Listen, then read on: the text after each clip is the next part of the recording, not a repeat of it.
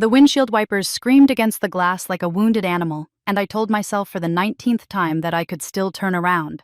I could still turn the Honda back toward my apartment, toward the radiator that clanked, but worked toward the leftover Thai food waiting in my fridge, toward a Christmas Eve spent alone, but peaceful. My fingers tightened on the steering wheel as the defroster fought a losing battle against the frost creeping up from the corners. The heater had given out somewhere around Worcester, and now my breath came out in small white clouds that disappeared against the windshield before the wipers could catch them. In the passenger seat, a bottle of wine sat wrapped in tissue paper and ribbon. $40, 2 hours of tutoring money. I had spent 20 minutes in the liquor store asking the clerk which red would pair well with prime rib, because that was what Linda always served on Christmas Eve, and I had learned a long time ago that bringing the wrong wine was worse than bringing no wine at all. I glanced at the GPS. 17 minutes to the Davis estate. 17 minutes until the iron gates would swing open and swallow me whole for another holiday performance. Just 2 hours, I whispered to myself, the words fogging the air in front of my lips. Eat dinner, smile, leave. You have done this before. You can do it again. The storm had turned Route 9 into a white tunnel, the kind of darkness that pressed against the windows like something alive. My headlights barely cut through the swirling snow, illuminating nothing but more snow, more darkness, more of the same emptiness I had been driving through for the past hour. Other cars had long since pulled off the road or found shelter. Only idiots and people with somewhere they absolutely had to be were still out here. I fell into the second category, though some nights I wondered if I belonged in the first. The GPS chirped. Turn right in 500 feet. I slowed the Honda to a crawl, searching for the turn through the white curtain. There. The stone pillars appeared like ghosts, carved lions perched on top with snow piled on their manes. The iron gates stood open, waiting. They were always waiting. I turned onto the private drive, and the world transformed. The Davis estate sprawled across 12 acres of what had once been farmland, back when this part of New England still had working farms instead of investment properties. The main house rose 3 stories high, all red brick and white columns lit up like a department store display. Every window glowed. Every hedge had been trimmed into geometric perfection. Even the snow seemed to fall more elegantly here, drifting down in postcard-worthy flakes, rather than the angry sleet that had been pelting my windshield for the past hour. I pulled into the circular driveway and felt my stomach drop. Bentleys. 3 of them, all black, all gleaming despite the weather. A silver Porsche Cayenne that I recognized as Tiffany's. A red Tesla that had to be Brittany's latest toy. A Mercedes SUV with diplomatic plates that I did not recognize but that probably belonged to one of Robert's business partners. And there, parked directly in front of the main entrance like a throne, was Robert's Rolls-Royce, the one he had bought last spring to celebrate some merger or acquisition or hostile takeover. I parked my Honda at the far end of the drive near the service entrance. The car looked like a coffee stain on a white tablecloth rusted around the wheel wells, the back bumper held on with zip ties since the fender bender last March. I cut the engine and sat there for a moment, listening to the tick of cooling metal and the howl of wind outside. My phone buzzed. A text from Robert. "Where are you?" "Dinner starts at 7 sharp. No question mark, no greeting. Just a command like I was a subordinate who had missed a deadline. I checked the time. 6:43. I was early technically, but in Robert's world, early meant late, and on time meant you had already failed. I grabbed the wine, pulled my coat tighter around my shoulders, and stepped out into the storm. The cold hit me like a physical blow, stealing the breath from my lungs. I ducked my head against the wind and made my way toward the house, my boots crunching through snow that had already accumulated 4 inches on the driveway. The Pemberton family crest gleamed above the main entrance, carved into the stone lintel. Robert had added that, after the wedding, along with Linda's hyphenated last name, as if he could buy his way into old money by stamping their symbols onto his walls. I reached for the front door, but it swung open before I could touch it. Linda stood in the doorway, backlit by the warm glow of the foyer, wearing a cream-colored cashmere dress, and a smile that did not reach her eyes. Her blonde hair was swept up in an elegant twist, and diamonds sparkled at her ears and throat. She looked like she had stepped out of a holiday catalog, the kind that sold $500 ornaments and cashmere throw blankets. "Oh," she said, her gaze sliding over me like I was furniture. You made it. I thought perhaps you had gotten lost. The subtext was clear. She had hoped I would get lost. She had hoped the storm would keep me away, would give her the perfect Christmas she had been planning for months. The one that included her daughters and her husband and her important guests, but did not include the awkward reminder of Robert's first marriage. Merry Christmas. Linda. I held out the bottle of wine like a peace offering. I hope this pairs well with dinner. She took the bottle without looking at it, her fingers barely grazing mine as if poverty might be contagious. How thoughtful. I will have Maria put it with the others. The others. Of course. My $40 bottle would end up on a table with vintages that cost more than my monthly rent, and no one would ever open it. It would sit there collecting dust until some housekeeper threw it away, wondering why anyone had bothered to bring such cheap wine to a Davis Christmas. I stepped inside and the warmth enveloped me like a lie. The foyer alone was larger than my entire apartment. All marble floors and crystal chandeliers and a Christmas tree that had to be at least 15 feet tall. The decorations were color-coordinated in silver and gold, not a single red ornament in sight, because Linda had decided years ago that red was tacky. Professional decorators had spent 3 days turning the house into a winter wonderland, and the result was beautiful in the way that museum exhibits were beautiful, impressive but untouchable. Robert is in the study, Linda said, already turning away. He is entertaining some important guests before dinner. Try not to interrupt. She disappeared down the hallway, her heels clicking against the marble, leaving me alone in the foyer with the 15-foot tree and the sense that I had already made a mistake by coming. I hung my coat in the closet, taking care to push it to the back where no one would see the frayed cuffs and the missing button. The mirror on the closet door showed me what I already knew. My dress was 3 years old, bought on clearance at a department store that had since gone out of business. My hair was frizzy from the snow. My makeup, what little I wore, had smudged under my eyes from the cold. I looked like exactly what I was, the daughter who did not belong. I followed the sound of voices toward the study, steeling myself for what I knew was coming. The study was Robert's domain, the place where he held court and conducted business, and reminded everyone of how far he had risen from his humble beginnings. The walls were lined with books he had never read, and photographs of him shaking hands with politicians and celebrities and business leaders. A fire crackled in the massive stone fireplace, and the air smelled of cigars and expensive whiskey. Robert stood at the center of the room holding a tumbler of amber liquid surrounded by 3 men in suits who hung on his every word. My father was 60 years old but looked 50 thanks to personal trainers and expensive surgeries and the kind of confidence that came from never being told no. His silver hair was swept back from his forehead, and his custom-tailored suit probably cost more than my car. And I told them Robert was saying, if you want to play in my sandbox, you follow my rules. That is the problem with these tech startups. They think disruption means you can ignore the fundamentals. But business is business, gentlemen. The cream always rises to the top.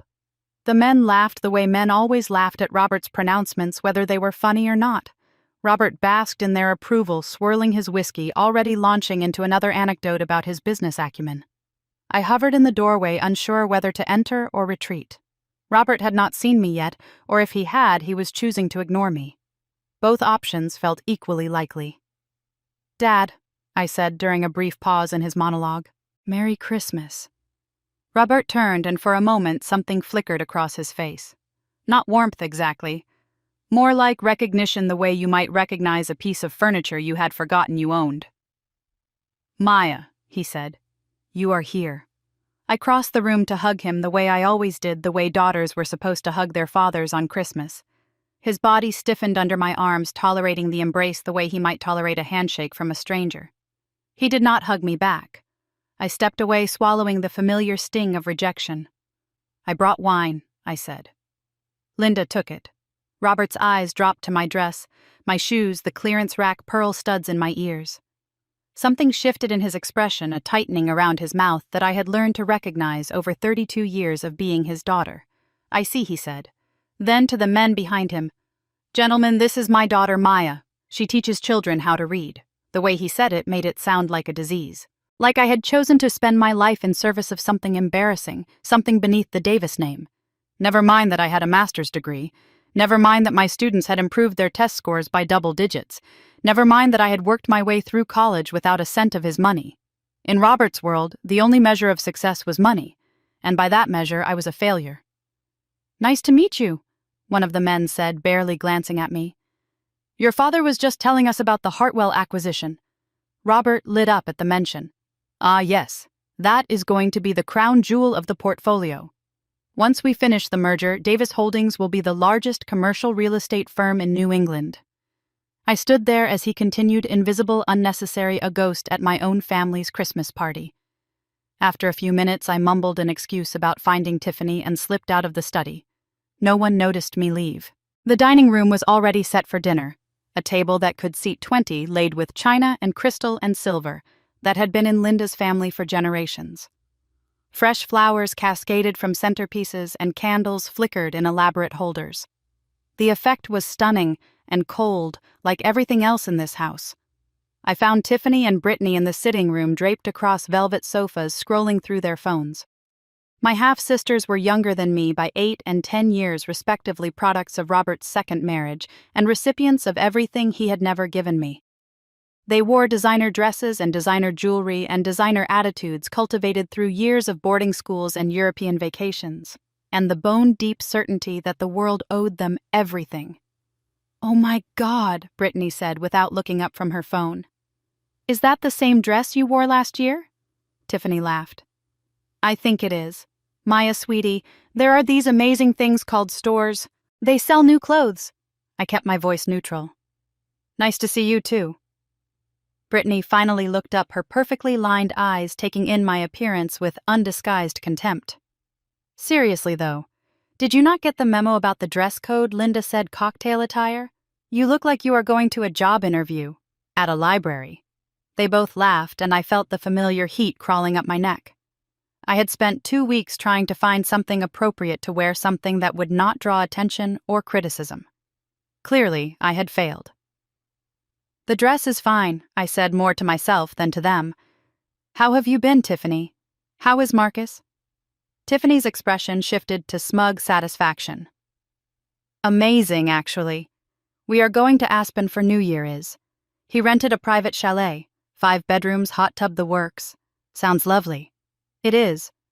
Oh, and did you hear about my promotion? I am now the vice president of client relations at Marcus's firm." Daddy was so proud. He said, "I am finally living up to the Davis name." The words landed like punches, each one precise and calculated. Tiffany was not just sharing good news. She was reminding me of my place in the family hierarchy. She had a rich husband, a fancy title, a father who was proud of her. I had a Honda with a broken heater and a wine bottle that would never be opened.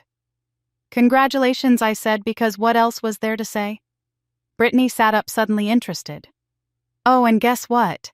I got featured in Boston Magazine, the 30 under 30 list. Daddy bought 50 copies.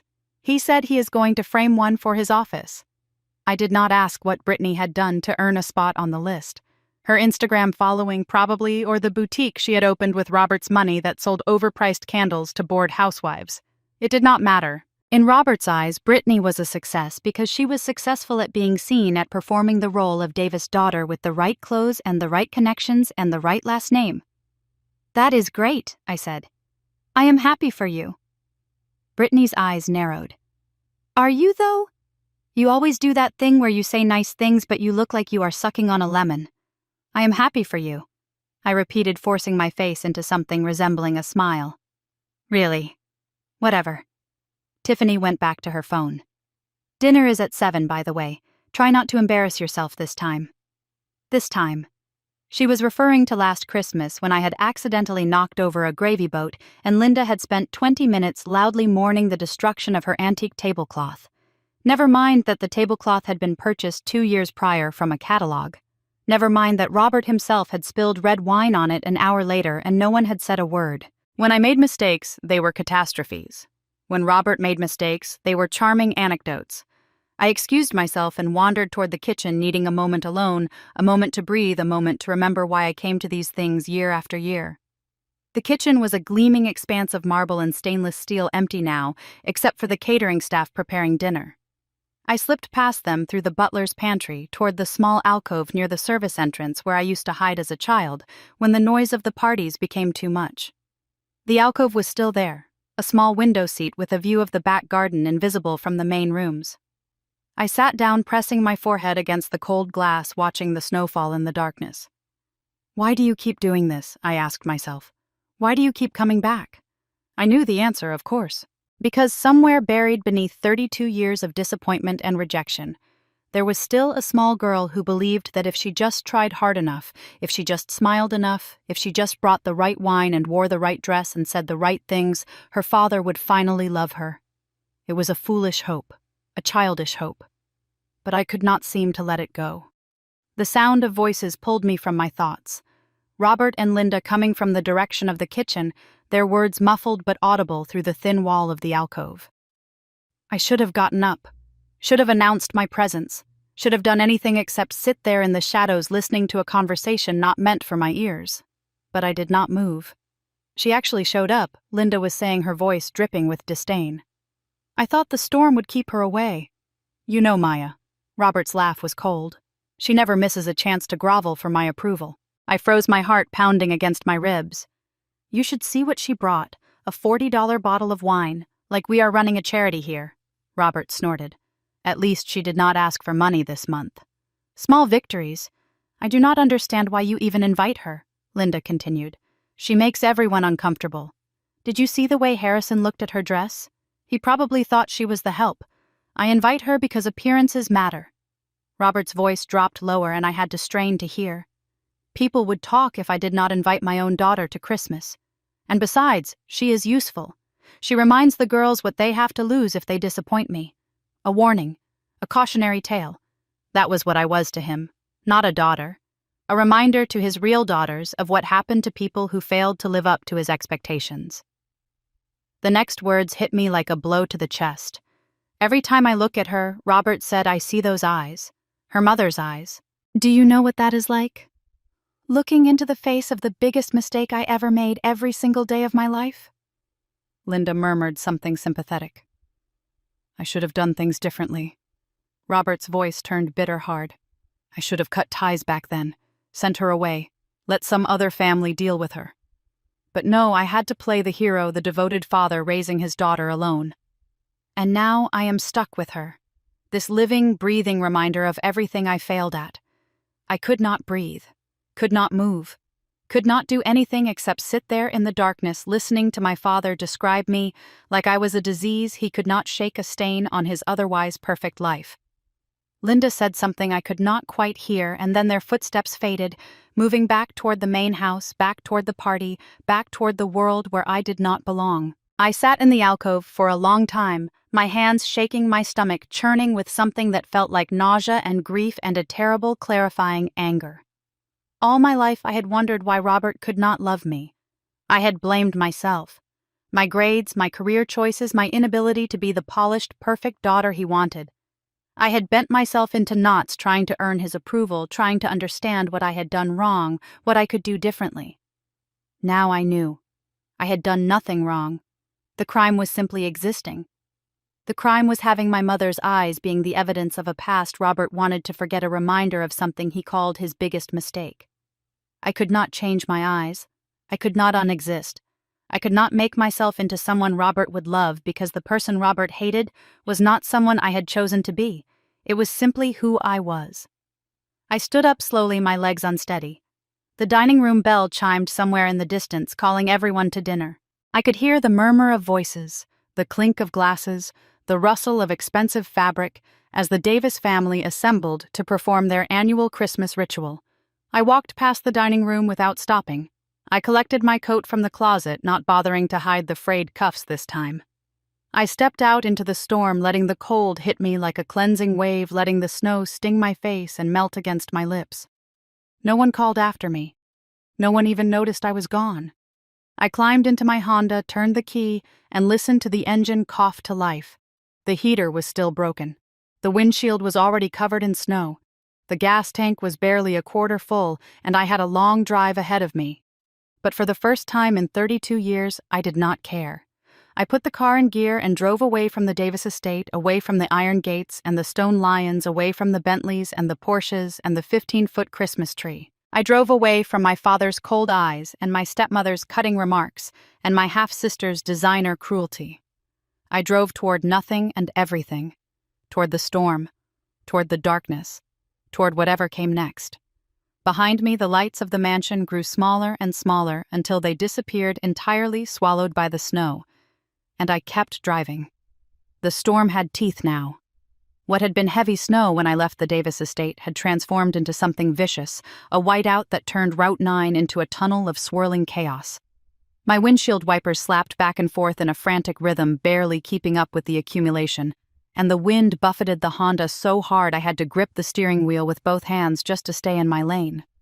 Not that there was much of a lane left to stay in. The road had disappeared beneath at least 6 inches of fresh powder, and I was navigating more by memory than by sight, following the general impression of where the highway should be based on the snow-covered guardrails that appeared like ghosts in my headlights.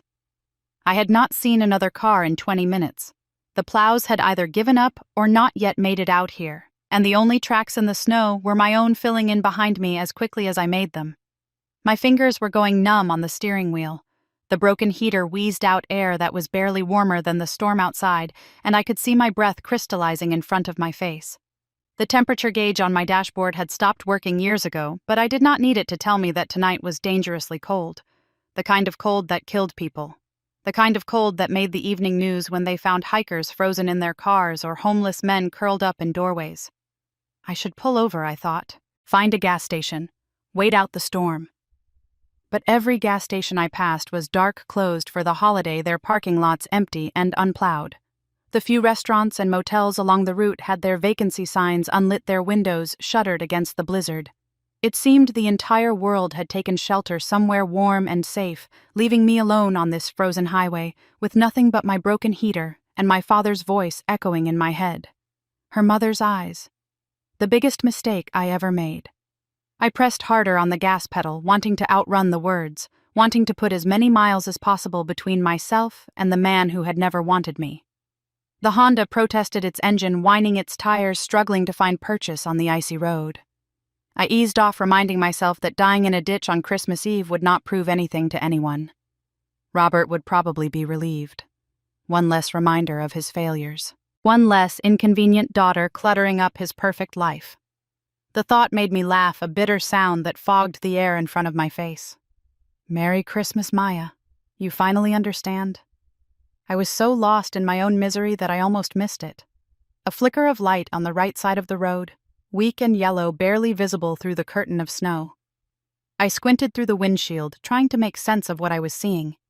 And then the shape resolved itself out of the white chaos. A car. A big one, old, with squared-off lines that dated it to the late 80s or early 90s.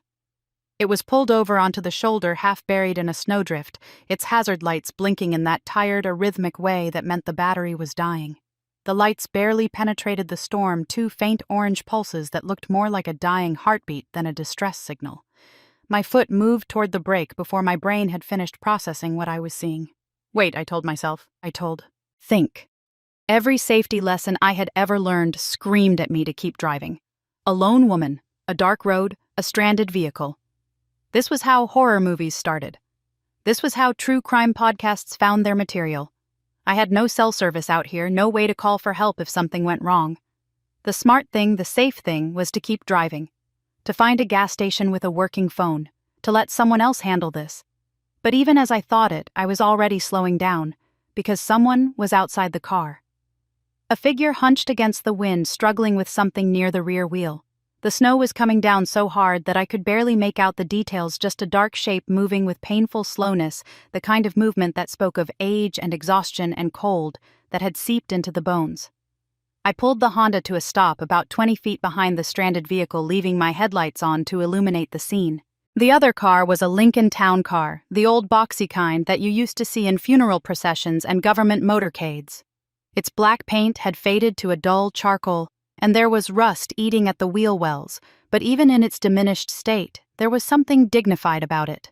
A car that had once been elegant, now grown old and tired, like its owner. The figure by the rear wheel straightened up as my headlights hit him, raising one hand to shield his eyes from the glare. He was an old man, 80 at least, with a shock of white hair that the wind was whipping into wild configurations. He wore a wool overcoat that looked like it had been expensive once, maybe 30 years ago, and his hands were bare. No gloves. In this weather. His skin was so pale it was almost blue. I sat in my car for a long moment, my heart hammering against my ribs. "You do not have to do this," part of me whispered. "You do not owe anyone anything. You have already given enough tonight. Let someone else be the hero for once." But another part of me, the part that my father had always called weak, was already reaching for the door handle. Because I knew what it felt like to be stranded and alone. I knew what it felt like to need help and have people drive past without stopping. I knew what it felt like to be invisible, to be someone else's inconvenience, to wonder if anyone in the world would notice if you simply disappeared. I could not do that to someone else. Not tonight. Not ever. The cold hit me like a wall when I stepped out of the car. The wind tore at my coat, found every gap in my clothing, turned my breath into ice crystals that stung my face. I ducked my head and pushed toward the old man, my boots sinking into snow that was past my ankles. "Sir," I called out, my voice nearly swallowed by the storm. "Are you okay? Do you need help?" The old man turned toward me and I saw his face clearly for the first time. It was a kind face, weathered by age, but still strong, with deep-set blue eyes that held a quiet intelligence. He looked at me with an expression of surprise and something else, something I could not quite identify. "My wife," he said, his voice shaking from the cold. "She is in the car. She has a cough and I cannot get the tire changed. The jack keeps slipping." I looked down at the rear wheel and saw the problem immediately. He had gotten the car jacked up, but the angle was wrong, the jack sinking into the soft snow of the shoulder. The spare tire lay in the snow nearby, along with a lug wrench that looked like it weighed more than his frail arms could handle. "Please," I said, gesturing toward the car. "Get back inside with your wife. I can do this." The old man shook his head, a stubborn set to his jaw. "I cannot ask you to do that. A young woman like you out here in this storm. It is too much. You are not asking. I am offering." I crouched down beside the flat tire, assessing the situation. "And honestly, sir, you are going to get frostbite if you stay out here much longer. Your hands are already blue. Please, get in the car." He hesitated, his pride clearly warring with his common sense. In the end, the cold won. He nodded once, a small acknowledgement, and shuffled back toward the driver's side door. I watched him go, making sure he made it safely inside, and then I turned my attention to the tire. The first thing I did was kick away the snow around the jack, digging down, until I found solid ground. The shoulder was half-frozen gravel beneath the powder, stable enough to support the weight if I positioned things correctly. I repositioned the jack, cranking it slowly until the car lifted clear of the ground. My hands were already aching from the cold, my fingers clumsy and slow, but I had done this before. I had done this a dozen times on the side of highways and in parking lots, and once in the middle of a thunderstorm in Vermont. When you drive a car as old as mine, you learn to change a tire. You learn to check the oil and jump a dead battery and diagnose the rattling sound that means your alternator is dying. You learn because you have no other choice, because there is no one else to call. The lug nuts were frozen, encrusted with ice and road salt, and they fought me every turn. I threw my whole weight onto the wrench, feeling the cold metal bite into my palms, feeling my shoulders scream in protest. One by one the nuts gave way and I pulled the flat tire free. Inside the car I could see movement. The old woman in the passenger seat, a pale face behind fogged glass, watching me with wide eyes. She pressed her hand against the window, a gesture that might have been gratitude or concern, and I saw her lips move, saying something to her husband, saying something about me. I mounted the spare tire, threading the lug nuts back on, tightening them in the star pattern my high school auto shop teacher had drilled into my head. The snow was coming down harder now, accumulating on my shoulders and in my hair, melting against my scalp and running down my neck in icy rivulets. My fingers had stopped hurting, which was probably a bad sign. 15 minutes after I had pulled over, the job was done. I lowered the jack, kicked the flat tire out of the way, and stood up slowly, my knees protesting after so long crouched in the snow. My whole body was shaking now, deep tremors that I could not control, and my teeth were chattering so hard I could barely think. But the tire was changed. The car was drivable. The old couple would make it home. I walked around to the driver's side window and tapped on the glass. The old man rolled it down, and a wave of warm air hit my face so welcome it almost made me cry. "All done," I said, my voice coming out in shudders. "You should be good to go. But please drive slowly. The roads are terrible." The old man stared at me like I had just performed a miracle. His wife leaned across him, and I saw her face clearly for the first time. She was beautiful in the way that very old women sometimes are, her features refined by age into something elegant and timeless. Her white hair was swept back in a simple knot, and she wore a pearl necklace that looked old and real.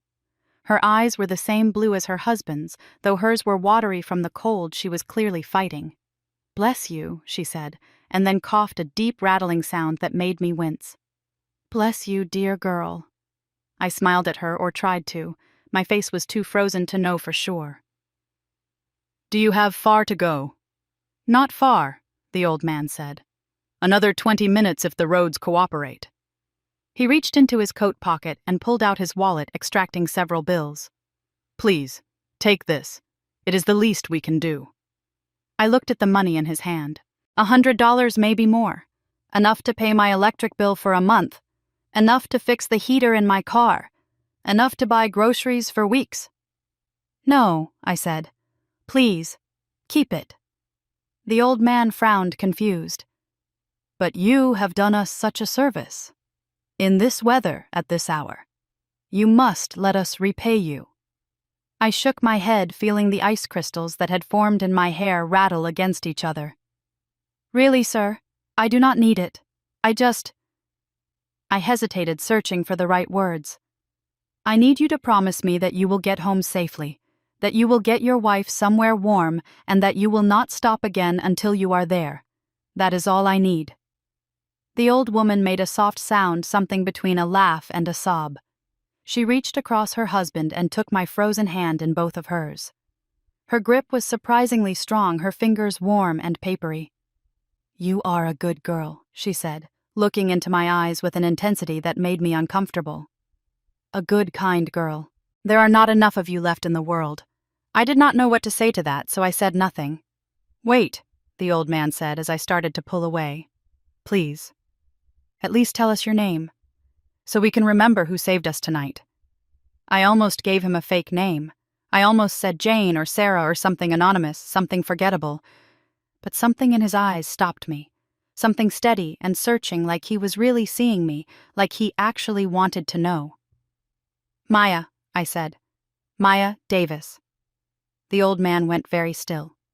It was only for a second, a heartbeat's worth of pause, so brief I might have imagined it. His blue eyes flickered, and something moved across his face, an expression I could not read. Recognition. Surprise, pain. I did not know. And then it was gone, smoothed away like footprints in fresh snow. "Maya Davis," he repeated slowly, as if tasting the name. "That is a beautiful name." "Thank you," I said, uncertain why my pulse had suddenly quickened. The old woman tugged on her husband's sleeve, murmuring something about the cold and the hour and the long drive ahead. He nodded, but his eyes stayed on me for a moment longer, that steady, searching gaze that seemed to see right through me. "Thank you, Maya," he said. "I will not forget what you did tonight. I promise you that." There was something in his voice that made the words sound like more than simple gratitude. Something weighty and deliberate, like a vow. But I was too cold and too tired to puzzle over it, so I just nodded and stepped back from the car. "Get home safe," I said. The old man rolled up his window. The Lincoln's engine coughed to life, and the old car pulled slowly back onto the road, its taillights disappearing into the storm until there was nothing left but the darkness and the snow. I stood there for a long moment, watching the place where they had been, my body shaking so hard I could barely stay upright. Then I turned and trudged back to my Honda, climbed inside, and sat there with my hands pressed against the vents, even though the air coming out was barely warm. Something had just happened. I could feel it the way you can feel the static charge in the air before a lightning strike. Something had shifted, some invisible gear had clicked into place, and the universe had tilted slightly on its axis. But I did not know what it was. And I was too tired to wonder. I put the car in gear and drove on into the storm, leaving the shoulder where the old Lincoln had been stranded, leaving the memory of blue eyes and $100 bill. and a beautiful name. The snow continued to fall thick and relentless, but somehow it did not feel as cold anymore. Something had shifted in the night, though I could not say what. The old man's eyes stayed with me as I drove that searching gaze the way he had paused when I told him my name. Maya Davis. That is a beautiful name. I did not know why those words echoed in my mind, did not know why they felt like more than simple courtesy, but somewhere deep in my chest, beneath the exhaustion and the grief and the lingering sting of my father's words, I felt something stir. A small, fragile thing, like a seed buried under snow waiting for spring. I drove on through the storm toward home, toward whatever came next. I did not know it then, but my life had just changed forever. 10 days passed, and I almost forgot about the old couple on Route 9. Almost. The memory would surface at odd moments. While I was grading papers at my kitchen table, while I was waiting for the microwave to finish heating my dinner, while I was lying in bed at night staring at the water stain on my ceiling that had been growing slowly larger since October. I would see the old man's blue eyes, feel the old woman's papery grip on my frozen hand, hear the weight in his voice when he said my name. Maya Davis. That is a beautiful name. But life has a way of burying strange moments under the accumulation of ordinary ones, and by the first week of January the encounter had faded to a dim curiosity, a story I might tell someone someday if the subject of Christmas Eve came up. Remember that time I changed a tire for an elderly couple in a blizzard? They tried to give me $100, but I said no. Can you believe it? I could not have known that saying no was the thing that would change everything. The morning of January 4th started like every other morning. I woke up at 6:30, made coffee that was slightly too strong, and ate a bowl of oatmeal while scrolling through the news on my phone. The school district had announced a 2-hour delay due to icy roads, which meant I had time to actually sit down and watch the news instead of rushing out the door with my coat half buttoned and my hair still wet. I turned on the small television that sat on my kitchen counter, the one I had bought at a thrift store for $15, and that only got about 12 channels clearly. The morning news was doing its usual rotation of weather updates and traffic reports and feel-good stories about dogs who had learned to skateboard. And then the anchor's expression changed, shifting from professional cheerfulness to practiced solemnity. "We have some breaking news this morning," she said, shuffling the papers on her desk. Harold Pemberton, the billionaire philanthropist and former political advisor, has passed away at the age of 80. Pemberton, who made his fortune in banking and real estate, was known for his charitable work and his influence in New England politics spanning 5 decades. A photograph appeared on the screen. An old man with white hair and blue eyes, dressed in a simple dark suit, standing in front of a building with his name carved into the stone. I dropped my coffee cup. It shattered against the floor, sending hot liquid splashing across my bare feet, but I barely noticed. I was staring at the screen at the face of the man I had helped on Christmas Eve, the man whose tire I had changed in the middle of a blizzard, the man who had looked at me like he was seeing something more than a stranger. Pemberton passed away peacefully at his home in Wellesley on January 2nd, the anchor continued. He is survived by his wife Eleanor and leaves behind a legacy of philanthropy that includes hospitals, libraries, and educational foundations across New England. He was 80 years old. The screen cut to footage of a sprawling estate, gates closed, black cars lined up in the driveway. Then more footage older showing Harold Pemberton shaking hands with presidents and governors and business leaders, always with that same quiet dignity, that same searching gaze. I stood in my kitchen with coffee pooling around my feet and tried to make sense of what I was seeing. Harold Pemberton. Billionaire, philanthropist, political advisor. The old man with the broken-down Lincoln and the blue hands and the $100 bill he had tried to give me for changing his tire. They were the same person. I did not have time to process this information because my phone rang. The caller ID showed a number I had not seen in 10 days, a number I had hoped to never see again. I stared at it for 3 rings, 4, 5, and then I answered because some habits are too deeply ingrained to break. "Hello, Maya." Robert's voice was strange, tight and breathless, almost manic. "I need you to listen to me very carefully. Are you listening? I am listening. You need to come to the law offices of Sterling and Associates, downtown Boston. Do you know where that is?" "I know where it is." Sterling and Associates was one of the most prestigious law firms in the city, the kind of place that handled estates and trusts for families whose names appeared on buildings and university wings. "Why, there is a will reading," Robert said. "Harold Pemberton's will. And you need to be there. I do not understand." "Why would I need to be at Harold Pemberton's will reading?" Robert made a sound that might have been a laugh, though it did not sound like any laugh I had ever heard from him. "Just be there. 2:00. Do not be late." He hung up before I could ask any more questions. I stood there with the phone pressed against my ear, listening to dead air, trying to understand what had just happened. Harold Pemberton's will reading. Why would Robert know about that?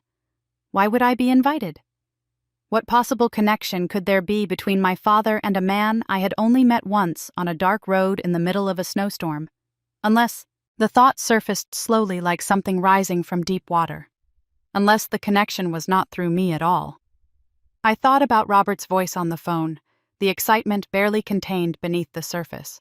The way he had said Harold Pemberton's name with a familiarity that suggested more than casual acquaintance.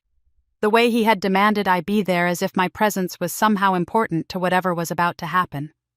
I thought about the Christmas Eve conversation I had overheard. Robert talking about his failures. Robert talking about mistakes. Robert talking about things he wished he had done differently. And I thought about Harold Pemberton, 80 years old with blue eyes and a searching gaze, pausing when I told him my name. Maya Davis. Something cold settled in my stomach. Not dread exactly. More like the feeling you get when you realize the ground beneath your feet is not as solid as you thought. I cleaned up the coffee. I got dressed. I drove to Boston. The offices of Sterling and Associates occupied the top 3 floors of a historic building on State Street, all dark wood paneling and brass fixtures, and the kind of hushed atmosphere that whispered of old money and older secrets. The receptionist took my name with a polite smile and directed me to a conference room on the 22nd floor, where she said the other parties were already gathered. Other parties. As if this were a business meeting and not a will reading for a man I had helped on the side of the road 10 days ago. The elevator was paneled in mahogany with a brass railing and a small bench upholstered in leather. I rode up alone, watching the numbers climb, trying to slow my racing heart. Whatever was about to happen, whatever connection existed between Robert and Harold Pemberton, I would find out soon enough. There was no point in speculating. But I could not stop speculating. The elevator doors opened onto a hallway carpeted in deep burgundy, lined with oil paintings of stern-faced men in old-fashioned suits. At the end of the hall, a set of double doors stood open, revealing a conference room that looked like something out of a period drama. A massive table dominated the space, surrounded by leather chairs. Floor-to-ceiling windows offered a view of the harbor, gray and choppy under the January sky. Robert was already there. He sat at the far end of the table, wearing his most expensive suit, his silver hair slicked back, his hands folded in front of him with studied casualness. But his eyes gave him away. They were bright and feverish, darting around the room like a predator scenting prey. When he saw me, he gestured impatiently toward an empty chair. "Sit down. They are about to start." I sat, leaving several chairs between us. The room held perhaps a dozen people, most of whom I did not recognize. Lawyers, probably based on their dark suits and leather briefcases. A few older men and women who might have been board members or trustees. And at the head of the table, a man I assumed was the attorney handling the estate. He was perhaps 60, with steel-gray hair and the kind of face that revealed nothing. His nameplate read, Charles Sterling, Senior Partner, and when he spoke, his voice was dry and precise. "Thank you all for coming," he said, opening a folder in front of him. "We are here today for the reading of the last will and testament of Harold James Pemberton, deceased January 2nd of this year. I should note that Mr. Pemberton anticipated the need for expedited proceedings and made arrangements with this firm well in advance of his passing. All probate requirements have been satisfied, and the court has granted our petition for accelerated administration given the time-sensitive nature of certain provisions. Before we begin, I want to confirm that all parties named in the will are present." He read off a list of names. Foundation trustees, charitable organizations, a few distant relatives I had never heard of. And then at the end, 2 names that made my heart stop. Robert Allen Davis, he said, and Maya Lynn Davis. I felt the blood drain from my face. I looked at Robert, who was smiling now, a tight, triumphant smile that made my skin crawl. "We are both present," Robert said. "We are ready." Sterling nodded and began to read. The will was long and complex, full of legal language and provisions for various trusts and foundations. Most of Harold Pemberton's charitable work would continue through endowments and grants administered by a board of trustees who had been carefully selected years in advance. His art collection would go to the Museum of Fine Arts. His library would go to Harvard. His personal effects would be distributed among various family members and longtime employees. I listened with half an ear, waiting for the part that explained why I was here, why Robert was here, what possible connection existed between us and this man I had only met once. And then Sterling reached the final page, and everything changed. Finally, Sterling said we come to the matter of the primary estate and liquid assets. Mr. Pemberton was quite specific in his instructions, which he updated just 3 days before his passing. Robert leaned forward, his knuckles white where they gripped the edge of the table. To Robert, Alan Davis Sterling read, "I leave the enclosed item along with my sincere hope that he will reflect upon its meaning." Sterling reached into the folder and withdrew a small velvet pouch. He slid it across the table toward Robert, who snatched it up with trembling hands. Inside the pouch was a single silver coin, old and tarnished, no larger than a quarter, with markings I could not read from where I sat. Robert stared at it. His face went through a series of expressions. Confusion, then disbelief, then a dawning horror. "What is this?" he whispered. "What the hell is this?" Sterling did not answer. He was already reading the next paragraph. "To Maya Lynn Davis," he said, and I felt every eye in the room turn toward me. "I leave the remainder of my estate.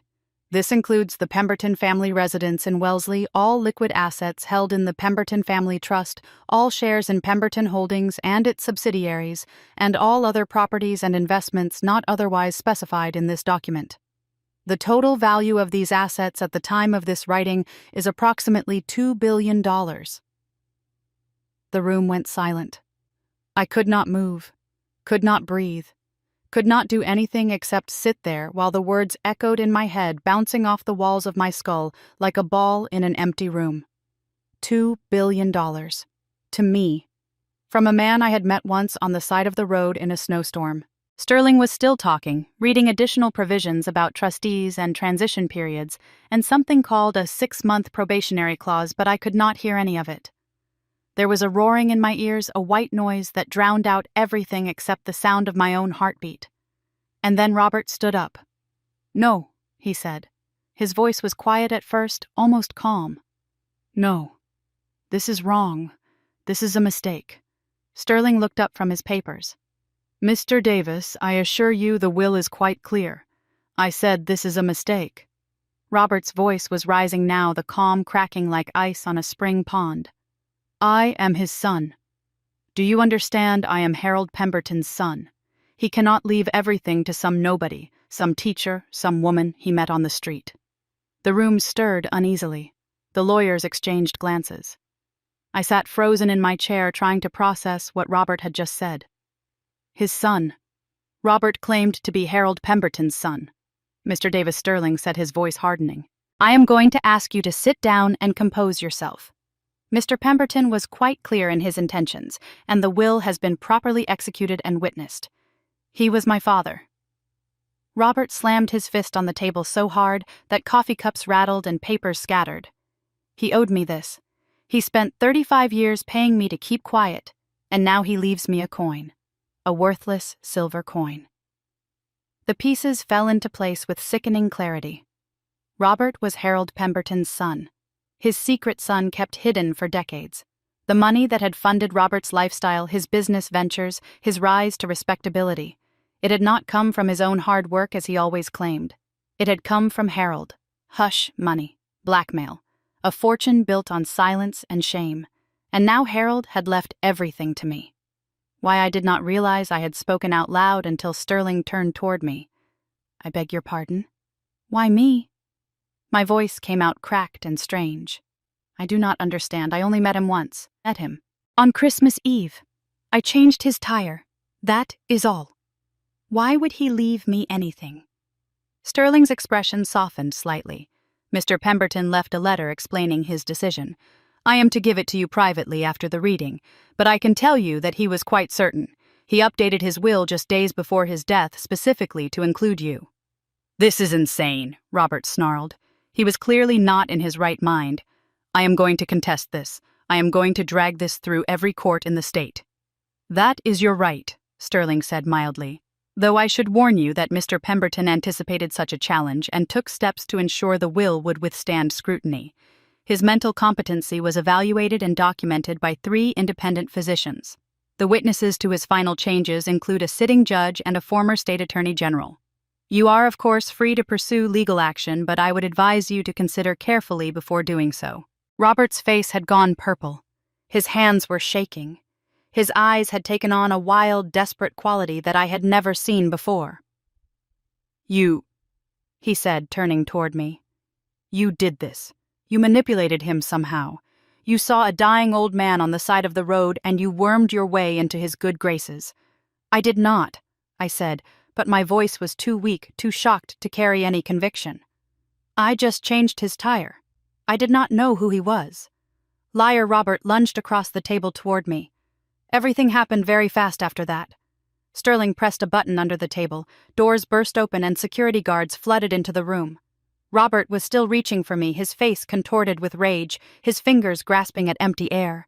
The guards grabbed him, wrestled him back, pinned his arms behind him while he thrashed and screamed. She stole it from me, he was shouting. That money is mine. He was my father. My father. Do you hear me? They dragged him toward the door. His feet scraped against the carpet, leaving long marks in the plush fibers. His eyes found mine, and for a moment we stared at each other. Father and daughter, strangers, enemies. You will regret this, he said, his voice dropping to a hiss. I will destroy you. I will take back everything he gave you. This is not over. Do you understand me? This is not over. The door swung shut behind him, cutting off his voice mid-threat. The room fell silent, except for the sound of my own ragged breathing.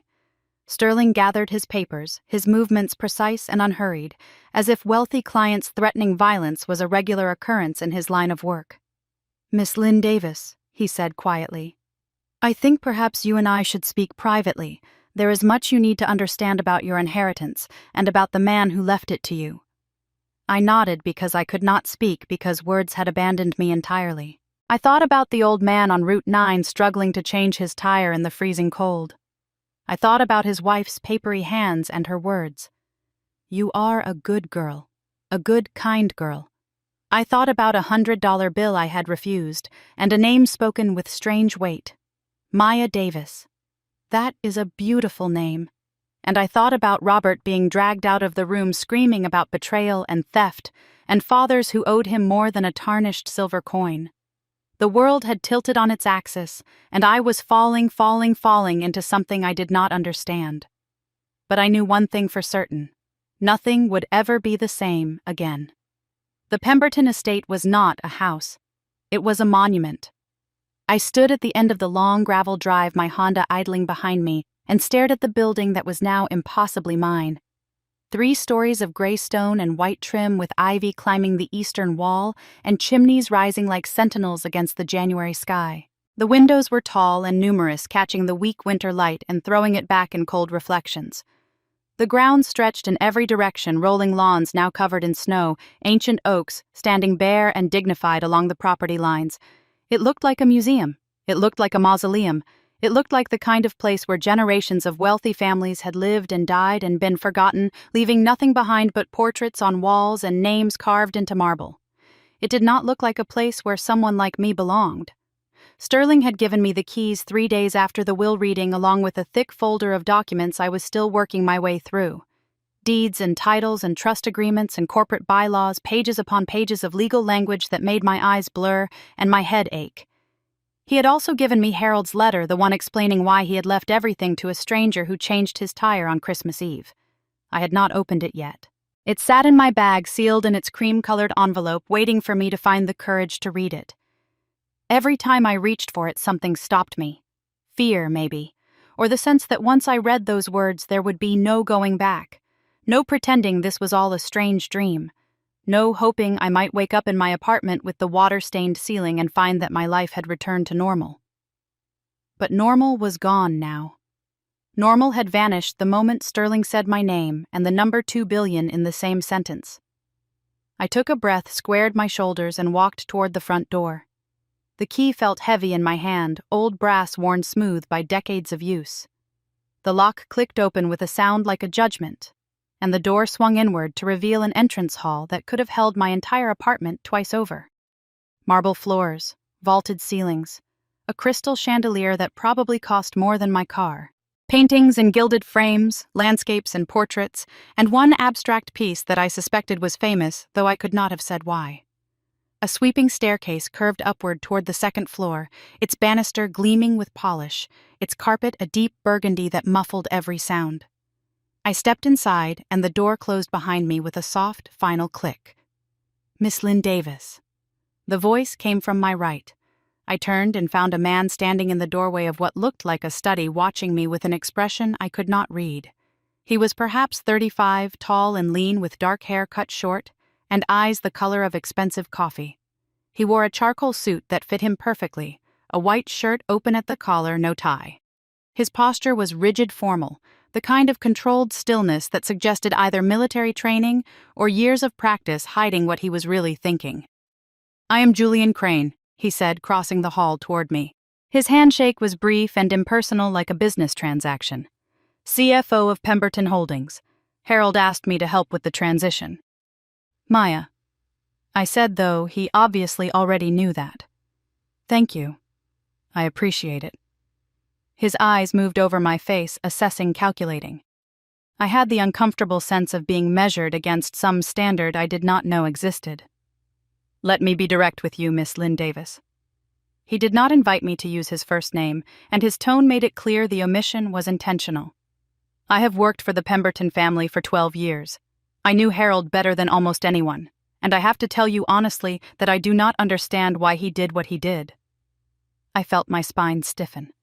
"That makes 2 of us." "Perhaps." Julian's expression did not change. "But you have to understand the position this puts me in, puts everyone in. Harold spent 60 years building this company, this legacy. He trusted me to protect it. And now everything he built is in the hands of a woman none of us have ever met. A woman who has no business experience, no financial training, no apparent connection to this family whatsoever." I met his gaze, refusing to look away, even though everything in me wanted to. "I did not ask for this." "No. But you have it. And that means you have a responsibility. To Harold's memory. To the thousands of people who depend on Pemberton Holdings for their livelihoods. To Eleanor, who is watching her husband's life work being handed to a stranger. Eleanor, Harold's wife. The woman with the papery hands and the watery eyes who had called me a good girl in the middle of a snowstorm. I had not thought about what this must be like for her, losing her husband and then watching everything he built go to someone she did not know. "I would like to meet her," I said. "To talk to her. To explain. She is not ready for that." Julian's voice was flat. "She is grieving, and frankly, she does not understand this any more than the rest of us do." The silence stretched between us, heavy with unspoken accusations. I wanted to defend myself, to explain that I was just as confused as everyone else, that I had not asked for any of this, that all I had done was change a tire for an old man in the snow. But I could see in Julian's eyes that no explanation would satisfy him. He had already made up his mind about me. "You should know," he said finally, "that the trust contains certain provisions." Harold was a careful man. He did not like to leave things to chance. "What kind of provisions?" "A probationary period. 6 months. During that time you will have access to the estate and a living allowance, but the primary assets will remain under the control of the board." Julian paused, letting the words sink in. "If at the end of that period the board determines that you are not capable of managing the inheritance responsibly, the trust will activate an alternative succession plan." "Meaning what?" "Meaning the assets will be redistributed according to a formula Harold established years ago. Charitable foundations mostly. Some to distant family members. You would receive a settlement. Generous by normal standards, but nothing close to what the will currently specifies. I stared at him, trying to understand what he was telling me. You are saying that I could lose everything. I am saying that Harold gave you an opportunity. What you do with it is up to you.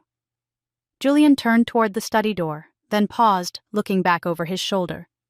Mrs. Patterson is the head housekeeper. She will show you to your rooms and explain how the house operates. Dinner is at 7 if you choose to join the staff. Otherwise, meals can be brought to your suite. Join the staff. As if I were a guest in someone else's home. As if I had not just inherited the entire estate. Julian, I said, and something in my voice made him stop. I know you do not trust me. I know you think I am some kind of opportunist who manipulated a dying man. But I am going to prove you wrong. I am going to figure out why Harold did this, and I am going to honor whatever he wanted from me. Whether you believe that or not is up to you. For a moment, something flickered in his eyes. Surprise, maybe? Or the faintest glimmer of respect. But it vanished as quickly as it appeared. 6 months, he said. That is what you have. He disappeared into the study, and I was left alone in the marble hall, surrounded by wealth I had not earned and expectations I did not understand. Welcome home, I whispered to myself, the words echoing off the walls. The house did not answer. Patterson was a woman of about 60, with steel-gray hair pulled back in a severe bun and a face that looked like it had never smiled in its life. She led me through the house with brisk efficiency, pointing out rooms and corridors and staircases without ever quite meeting my eyes. This is the morning room. Mrs. Pemberton takes her breakfast here when she is in residence. This is the library. Mr. Pemberton spent most of his evenings here before his illness. This is the gallery. The collection is insured for approximately $40 million. Please do not touch anything. I followed her in silence, trying to absorb the sheer scale of the place. The house had 23 rooms, not counting the servants' quarters or the various closets and storage spaces. It had a ballroom that had not been used in 30 years, a wine cellar that held bottles older than I was, and a garage that contained 7 vehicles, including the old Lincoln town car that I had seen broken down on Route 9. The car looked different now, polished and restored to its former elegance, sitting under a protective cover like a sleeping dragon. I thought about Harold struggling with the tire in the freezing cold, his hands blue, his breath coming in white clouds. I thought about him refusing to give up, refusing to admit defeat, even when everything was against him. Maybe that was what he had seen in me. Maybe that was why he had done this. Or maybe I was just looking for meaning where there was none. Your rooms are in the East Wing, Mrs. Patterson said, leading me up a staircase I had not seen before. The suite has its own bathroom and sitting area. You will find appropriate clothing in the closet. Mr. Pemberton made arrangements. Appropriate clothing? I looked down at my Target dress and my scuffed boots, the best outfit I owned, and felt a flush of embarrassment. He knew I would need new clothes. He had planned for that. Had planned for everything, it seemed, except how to make me feel like I belonged here. Mrs. Patterson stopped in front of a door at the end of a long corridor. She opened it without ceremony, revealing a room that was larger than my entire apartment. If you need anything, she said, there is a bell pull by the bed. Someone will come. Thank you, I said. Mrs. Patterson. Yes. I hesitated, trying to find the right words. What was he like? Harold, I mean. What kind of man was he? For the first time, something shifted in her expression. Not warmth exactly, but something softer than the blank professionalism she had shown me so far. He was a good man, she said quietly. Fair. Generous. He remembered everyone's birthdays and asked about their families. He never raised his voice, not once, in the 30 years I worked for him. She paused, her eyes meeting mine for the first time. I do not know why he did what he did, Miss Lynn Davis. But Harold Pemberton never did anything without a reason. Whatever his reason was for choosing you, I hope you prove worthy of it. She turned and walked away before I could respond, her footsteps fading down the corridor until I was alone with my new rooms and my new clothes and the crushing weight of expectations I did not know how to meet. I sat down on the bed, a massive 4-poster thing with silk sheets and more pillows than any human being could possibly need, and stared at the walls. 6 months, Julian had said. 6 months to prove I was capable of managing a fortune I had never asked for.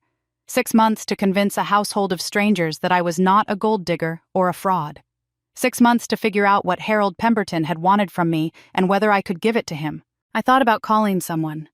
My friend Sarah, maybe, who would listen and sympathize and tell me everything would be okay. But what would I say? Hey, Sarah, I just inherited $2 billion from a man I met once. How is your week going? There was no one who could understand this. No one who could help me navigate a world I had never been part of and did not want to join. I was alone. And somewhere out there, Robert was planning his revenge. The lawsuit arrived 3 days later. I was in the library trying to make sense of a financial report Julian had given me when Sterling called. I wanted you to hear this from me first, he said, his voice grave. Robert Davis has filed a petition in probate court challenging the will on grounds of undue influence. I set down the report. What does that mean? It means he is claiming that Harold was not of sound mind when he made his final changes to the will and that you somehow manipulated him into leaving you his fortune. Sterling paused. He is also demanding DNA testing to establish his claim as Harold's biological son and rightful heir. But he was Harold's son. You said so yourself. Why would he need to prove it? Because the will does not acknowledge him as a son. It leaves him only the coin. Robert needs to establish paternity legally in order to claim standing as a direct heir. If he can prove both that he was Harold's son and that Harold was manipulated or mentally incompetent, he could potentially overturn the entire will. I felt sick. Can he do that? Can he actually win? Sterling's hesitation told me more than his words. It is unlikely, he said, finally. Harold's mental competency was well documented and the witnesses to his will changes are unimpeachable. But probate cases can be unpredictable, especially when large sums of money are involved, and Robert has hired some very expensive lawyers. What happens now? Now we respond to the petition. We gather evidence. We prepare for a court battle that could take months, possibly years. Sterling's voice softened. I am sorry, Maya. I know this is not what you wanted. None of this is what I wanted.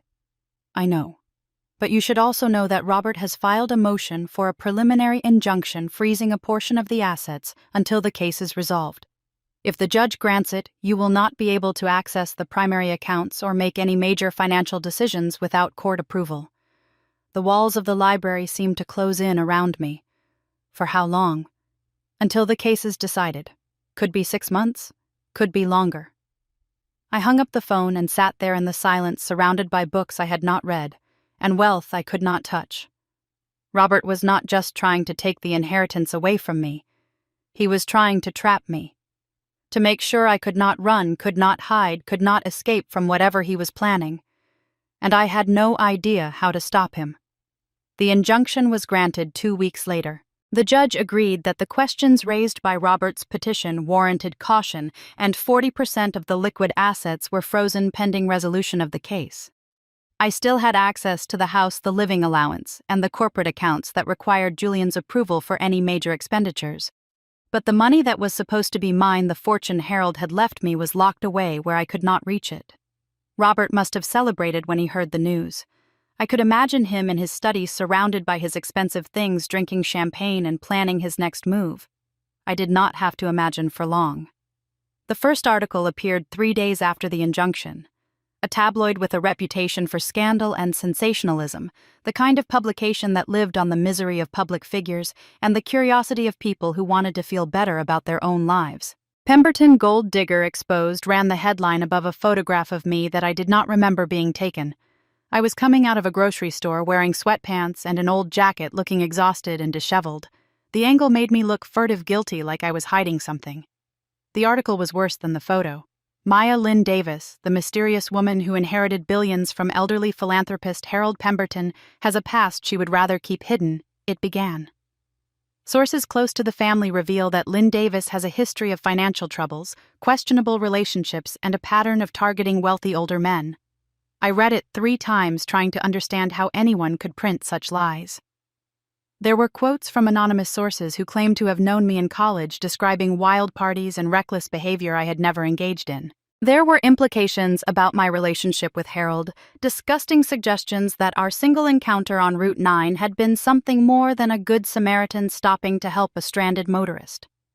There were photographs of my apartment building, my car, my old school, all presented as evidence of someone who was desperate to escape poverty by any means necessary. The truth was nowhere in the article. No mention of my master's degree or my years of teaching. No mention of the students whose reading scores I had helped improve. No mention of the life I had built for myself, modest as it was through hard work and determination. Just lies. Carefully crafted, strategically placed lies designed to destroy my reputation before I even had a chance to defend myself. The phone rang. I did not answer it. It rang again and again and again until I finally unplugged it from the wall. My email was worse. Hundreds of messages, most of them hateful. Strangers calling me a whore, a thief, a disgrace. People I had never met telling me I should kill myself, that I deserved to suffer, that they hoped Robert won his case, and left me with nothing. I closed my laptop and sat in the dark, listening to the silence of the Pemberton mansion settling around me like a tomb. This was Robert's doing. I knew it in my bones. The timing was too perfect, the attack too coordinated. He had hired people to dig into my past, to twist everything they found, to create a narrative that would poison the public against me before the case ever went to trial. And it was working. I walked through the house that night, unable to sleep, passing through rooms I had not yet explored. The staff avoided me even more now. I saw them turning away when I entered, heard them whispering in the hallways when they thought I could not hear. Gold digger, fraud, manipulator. The words followed me everywhere, even in this house that was supposed to be mine. I ended up in the kitchen, sitting at a small table in the corner where the servants probably took their meals. The cook had left hours ago, and the room was dark except for the light above the stove. I made myself a cup of tea with shaking hands and tried to remember why I had ever thought I could do this. "You are in over your head," part of me whispered. "Robert is going to destroy you. He has money and lawyers and connections, and all you have is a dead man's letter you have not even read yet." The letter. It was still in my bag, still sealed, still waiting. I took it out and held it in my hands for a long moment, feeling the weight of the paper, the texture of the cream-colored envelope. Harold's handwriting was on the front, my name written in careful, elegant script. Maya Lynn Davis. I opened it. The letter inside was 2 pages handwritten in the same careful script. I read it slowly, my tea growing cold beside me, my heart beating faster with every line. "Dear Maya, if you are reading this, then I am gone, and you are probably very confused. I owe you an explanation, and I hope what I write here will help you understand why I have done what I have done. I met your mother once a long time ago. Her name was Lily Lynn, and she was the most beautiful woman I ever saw. She worked as a secretary at a law firm my family retained, and I thought about asking her to dinner 100 times, but never found the courage. My son Robert found that courage. He was 27, then hungry and ambitious, nothing like the man I had hoped he would become. He saw Lily and wanted her the way he has always wanted beautiful things. Not to cherish them, to possess them. I did not know until years later what he had done to her. How he had pursued her and seduced her and then abandoned her when she became pregnant. How he had told her to get rid of the baby or lose everything. How she had refused, and how he had kept his word, using every connection he had to make sure she could never find decent work in this city again. Lily raised you alone, Maya. She worked 3 jobs to keep you fed and clothed. She never asked anyone for help, never complained, never let you see how much she was struggling. And when she died, when you were barely old enough to take care of yourself, you kept going, just like she did. I watched you, Maya, for years from a distance. I watched you work your way through college, watched you become a teacher, watched you build a life based on helping others rather than helping yourself. I watched you become the person your mother would have been proud of. And I watched Robert, too. I watched him take my money and use it for nothing but his own vanity. I watched him marry for ambition and raise his daughters to be just like him. I watched him treat you like garbage, like an embarrassment, like the evidence of a crime he had committed and wanted to forget. I should have intervened sooner. I should have claimed you when you were young, given you the life you deserved, protected you from the man who was supposed to be your father. But I was a coward. I was afraid of the scandal, afraid of what it would do to my reputation, afraid of the chaos it would cause in my carefully ordered life. And then Christmas Eve happened. I did not know it was you when you stopped. I did not know you were Lily's daughter until you told me your name. But when I heard those words, when I looked into your eyes and saw Lily looking back at me, I knew that fate had given me one last chance to make things right. You could have kept driving that night. The storm was dangerous, the road was dark, and you had every reason to be afraid. But you stopped anyway. You helped two strangers you had never met, asked for nothing in return, and drove away into the snow like it was nothing. That is who you are, Maya. That is the woman your mother raised, and that is why I am leaving you everything. Not because you deserve it, though you do. Not because Robert does not deserve it, though he does not. But because I believe you will use it the way I never could. To help people. To make things right. To build something that matters. Robert will fight you. He will try to destroy you. He will use every weapon he has, every lie, every manipulation, every trick he has learned in his miserable life. But he has a weakness, Maya. He always has. He is afraid. Afraid of being exposed. Afraid of losing the image he has worked so hard to create. Afraid of you. You are stronger than he is. You always have been. You just have not realized it yet. There is more I need to tell you, things I have left with Julian that will help you understand the full scope of what Robert has done over the years. When you are ready, when you have found your footing, ask Julian about the red ledger. And Maya. One more thing. I am sorry for everything my family has put yours through. For every year you spent wondering why your father did not love you. For every tear your mother cried when no one was watching. I cannot undo the past, but I can give you the future. What you do with it is up to you. With hope and faith. Harold James Pemberton. I read the letter again, and again, and again until the words blurred, and the tears I had been holding back finally broke free. I cried for a long time in that dark kitchen, cried for my mother and for Harold, and for the girl I had been always wondering what was wrong with her, why her father could not love her, why she was never good enough. There was nothing wrong with me. There never had been. The problem had always been Robert. And now, for the first time in my life, I had the power to do something about it. I found the book 3 days after reading Harold's letter. I had been searching the library looking for anything that might tell me more about the man who had changed my life with a single signature.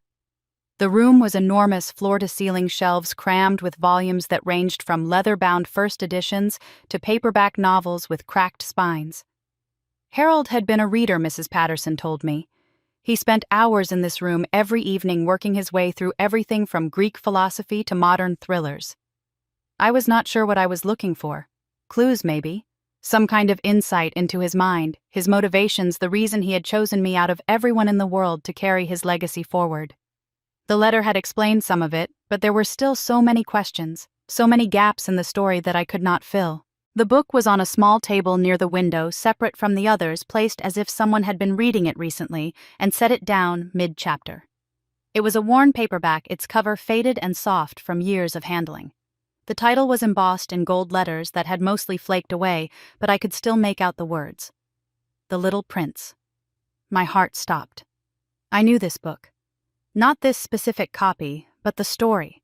My mother had read it to me when I was a child over and over until I had memorized whole passages. It was her favorite, she always said. The story of a pilot stranded in the desert who meets a strange little boy from another planet. A boy who teaches him about love and loss and what really matters in life. I picked up the book with trembling hands and opened it to the first page. There was an inscription inside. Handwriting. I did not recognize at first, cramped and hurried, the kind of writing you produce when your fingers are numb and the light is bad. For Harold and Eleanor, thank you for letting me help. Safe travels. Maya. I stared at the words, trying to make sense of what I was seeing. This was the book I had given Harold on Christmas Eve. The book from my glove compartment, the one I always kept there because my mother had given it to me, and I liked having it close. I had pressed it into his hands along with my thermos and my blanket, telling him to keep it. Telling him it had brought me luck over the years, and maybe it would bring him some too. I had forgotten about it completely. In the chaos of everything that had happened since, I had not even noticed it was missing from my car. But Harold had kept it. He had brought it home with him and placed it here in his library, among all his valuable first editions and rare manuscripts. A battered paperback worth maybe 50 cents at a used bookstore, and he had treated it like a treasure. I flipped through the pages, not sure what I was looking for, and a piece of paper fell out. It was a note written in the same elegant script as my letter. Brief, just a few lines, but the words hit me like a physical blow. Maya, if you have found this, you are ready. The key is in Eleanor's jewelry box. The lock is in Zurich. Ask Julian about the red ledger. He will understand. Trust him. He is one of the good ones. H. I read the note 3 times, committing it to memory, and then I went to find Julian. He was in his office on the 2nd floor, surrounded by monitors and spreadsheets and the constant hum of a business that never stopped running. When I knocked on the door, he looked up with the same guarded expression he always wore around me, the look of a man waiting for the other shoe to drop. Miss Lynn Davis. He did not invite me to sit down. What can I do for you? I handed him the note. He read it once quickly, and then again more slowly. Something shifted in his face. The guardedness cracked just slightly, replaced by something that looked almost like relief. You found it, he said. I wondered how long it would take. You knew about this, Harold told me before he died. He said you would find your way here eventually, that if you were the person he believed you to be, you would not stop looking until you understood everything. Julian set the note down on his desk and looked at me with new eyes. He also told me not to help you until you asked. He wanted to know if you had the initiative to seek out the truth on your own. And now that I am asking, Julian was quiet for a long moment. Then he stood up and crossed to a small safe hidden behind a painting on the wall. He punched in a code, opened the door, and withdrew a slim manila envelope. Eleanor gave this to me the day after Harold's funeral, he said. He instructed her to wait to see what you would do with the inheritance before deciding whether to share it. She has been watching you, Maya. We all have. He handed me the envelope. Inside was a single brass key, old and heavy, with a number engraved on the bow. That key opens a safety deposit box at Credit Suisse in Zurich, Julian said. Harold maintained it for over 30 years. He never told anyone what was inside, not even Eleanor. But he told me that when the time came when you were ready, I should take you there myself. What is in the box? Julian shook his head. I do not know. But Harold called it his insurance policy. He said it was the only thing keeping Robert Davis from destroying him completely. The pieces clicked together in my mind. The red ledger. The thing Harold had mentioned in his letter. The thing he said would help me understand the full scope of what Robert had done. When can we leave? Julian almost smiled. I have been waiting for you to ask that question for 3 weeks. He picked up his phone and dialed a number. Margaret. Please have the Gulfstream prepped and ready for departure within the hour. 2 passengers. Destination Zurich. I blinked. The company jet. The injunction freezes your personal assets, Julian said, hanging up the phone. It says nothing about legitimate business travel on behalf of Pemberton Holdings, and as the new owner of the company, you have every right to conduct business in Switzerland. For the first time since the will reading, I felt something other than fear and confusion. I felt hope. The flight to Zurich took 7 hours. I had never been on a private jet before. I had never been on any kind of international flight before, actually. The closest I had come to leaving the country was a day trip to Montreal during college, and that had involved a cramped bus seat and a ham sandwich from a gas station.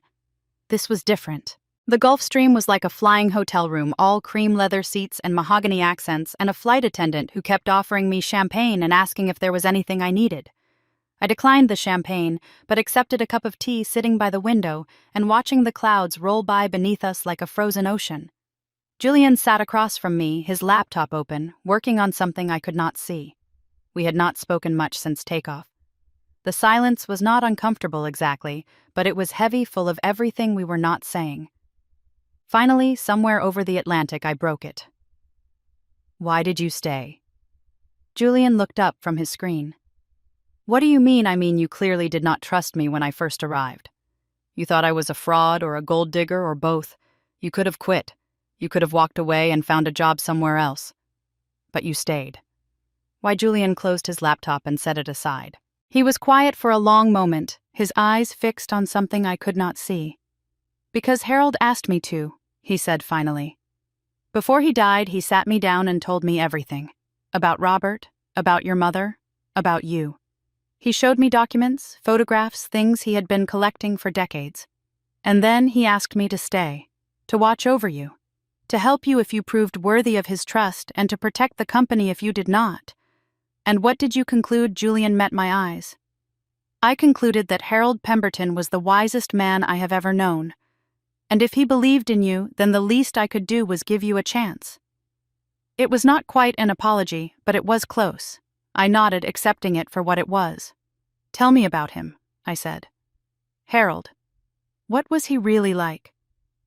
Julian's expression softened. He was brilliant, and stubborn, and deeply, profoundly lonely in ways that most people never saw. He had everything the world says you need to be happy: money, success, respect. But there was always something missing, a sadness he carried with him even on his best days, because of Robert partly. Julian hesitated, but also because of choices he made, things he wished he had done differently. "He talked about your mother sometimes in the last few years. Not directly, but in the way old men talk about regrets, lost opportunities, roads not taken. He loved her," I said. It was not a question. "I think he loved the idea of her, the life he might have had if he had been braver when he was young." Julian paused. "He never stopped watching over you, Maya. He had investigators send him reports every year, photographs, school records, news clippings. He knew about every award you won, every job you took, every struggle you faced. He was proud of you. He told me that once near the end. He said you had become everything he had hoped you would be." My throat tightened. I wished I had known him. Really known him, I mean. Not just as an old man with a flat tire. "He knew you," Julian said quietly. "That was enough for him." We landed in Zurich at 6 a.m. local time, the city still wrapped in pre-dawn darkness. A car was waiting for us on the tarmac, a black Mercedes with tinted windows, and a driver who spoke no English. Julian gave him an address, and we glided through streets that were just beginning to stir with early morning traffic. The Credit Suisse building was exactly what I had expected. Glass and steel and quiet money, the kind of place where people whispered and everyone wore suits that cost more than my car. Julian had called ahead, and we were met in the lobby by a woman in a gray dress who led us through a series of security checkpoints without ever asking for our names. The vault was in the basement behind a door that required 2 keys and a biometric scan to open. The woman led us through rows of numbered boxes, each one the same burnished steel, each one holding secrets I could only imagine. She stopped at box 7412. "Take as long as you need," she said, and left us alone. Julian stepped back, giving me space. "This is yours," he said. "Harold wanted you to see it first." I inserted the key. The lock clicked. The door swung open. Inside was a single item, a leather-bound ledger, old and worn. Its cover dyed a deep crimson that had faded with age. The red ledger. I lifted it out with both hands, feeling the weight of it, the decades of secrets it contained. Then I set it on the table in the center of the room and opened it to the first page. The handwriting was Harold's, neat and precise, the same elegant script I had seen in his letter and his note. The first entry was dated 35 years ago, just a few lines. January 15th, 1990. "Robert Davis came to see me today. He knows about the child. He knows about Lily. He has threatened to go to the press unless I pay him $200,000. I have agreed. God help me, I have agreed." I turned the page. Another entry, another payment, another threat. The ledger was a chronicle of blackmail, 35 years of it meticulously documented. Every demand Robert had made, every payment Harold had authorized, every lie Robert had told to justify taking more and more money from a man he had already betrayed. The amounts were staggering. $200,000 in 1990, $300,000 in 91, $500,000 in 93 when Robert claimed he needed capital for a business venture, $1 million in 97, $2 million in 2002. The numbers climbed and climbed decade after decade until the total was something I could not even comprehend. Julian was reading over my shoulder now, his breath coming faster as he took in what we were seeing. "He bled him dry," Julian said, his voice tight with anger. "For 35 years, he just kept taking and taking." I turned to a section near the middle of the ledger where Harold had pasted in copies of documents. bank statements, photographs, sworn affidavits from witnesses whose names I did not recognize, and there on a page by itself was a photograph of my mother. She was young in the picture, younger than I had ever seen her, maybe 2021. Her hair was long and dark, falling past her shoulders, and she was laughing at something off camera, her face bright with a joy I had rarely seen in my childhood memories of her. Beneath the photograph was a note in Harold's handwriting. Lily Lynn, born 1968, secretary at Morrison & Associates, 1988 to 1989.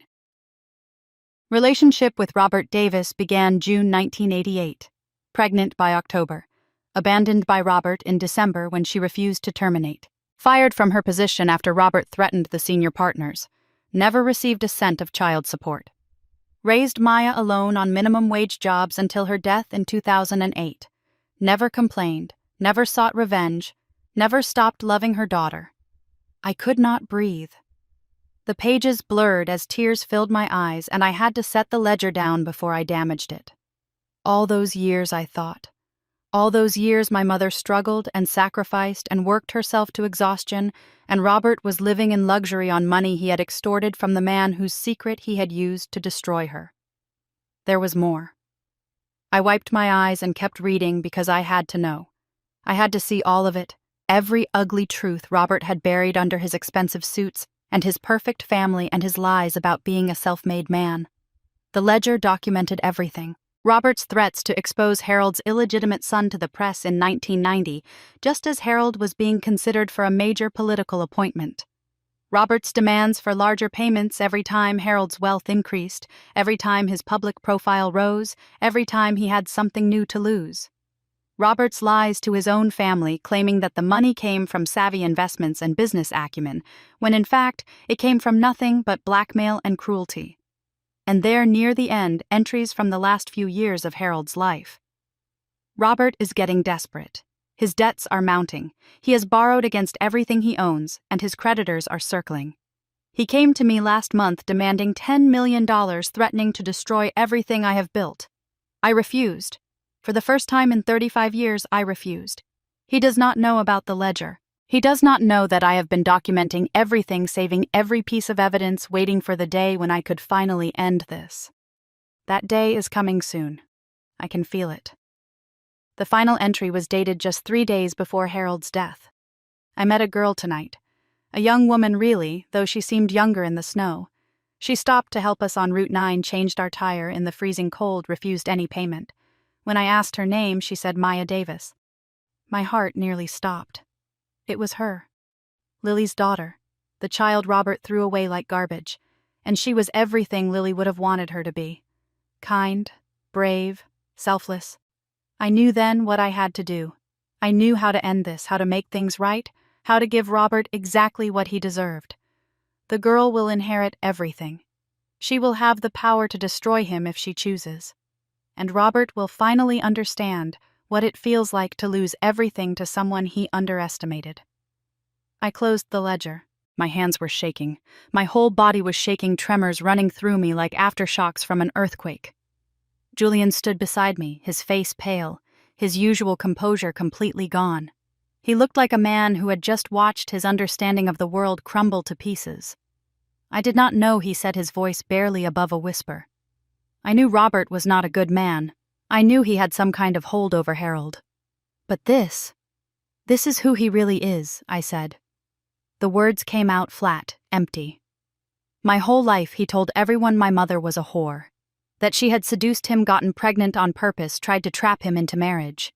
He told me I was a mistake, an embarrassment, a reminder of his worst decisions. And the whole time he was the one who... I could not finish the sentence. Julian reached out and put his hand on my shoulder. It was the first time he had ever touched me, and the gesture was awkward, unpracticed, as if he was not sure how to offer comfort but knew he had to try. "What do you want to do?" he asked. I looked down at the red ledger. 35 years of evidence. 35 years of crimes documented in meticulous detail. Enough to destroy Robert completely. Enough to send him to prison. Enough to take away everything he had ever taken from everyone else. I thought about my mother working double shifts just to keep food on the table. I thought about myself as a child wondering why my father did not love me. I thought about Harold living in fear for 3.5 decades, paying and paying and paying for a secret that should never have been shameful in the first place.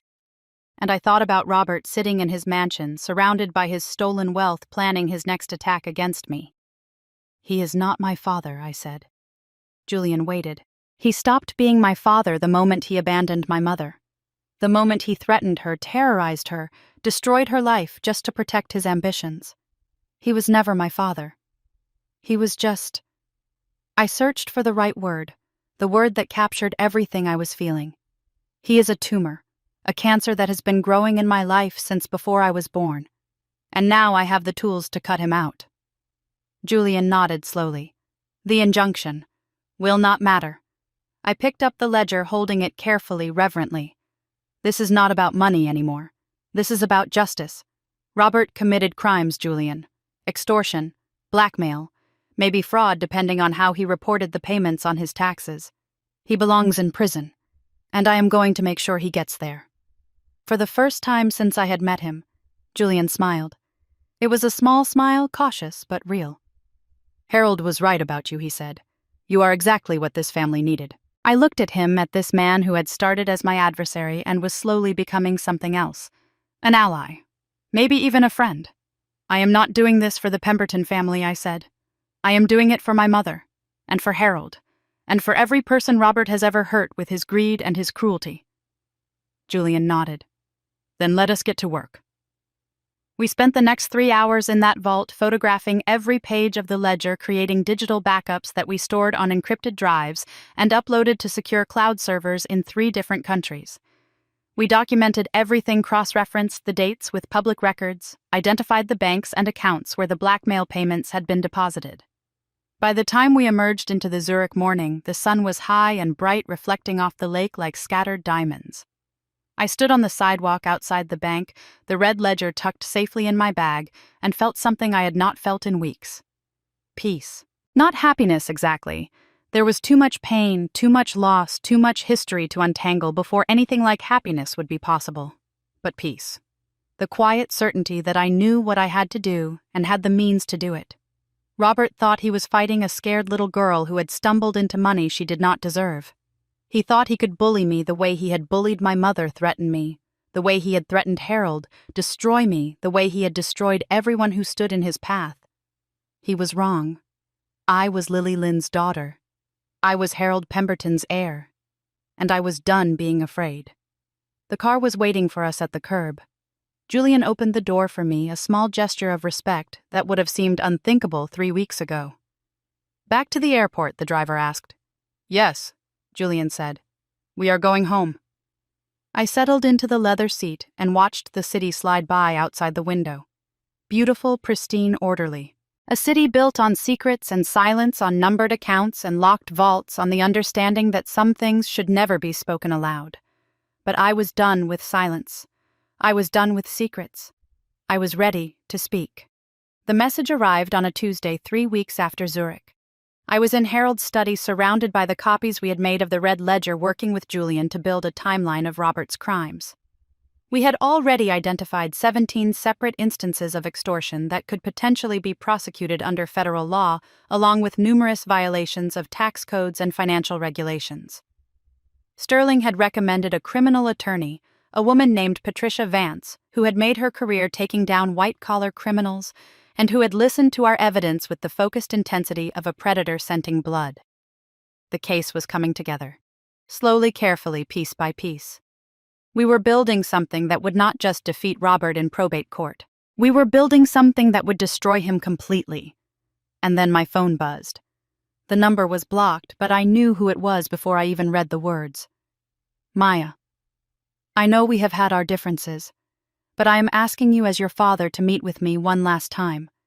There are things I need to say, things I should have said years ago. Please, give me this one chance. St. Michael's Church tomorrow at noon. I will be waiting. I stared at the message for a long time. Julian noticed my silence.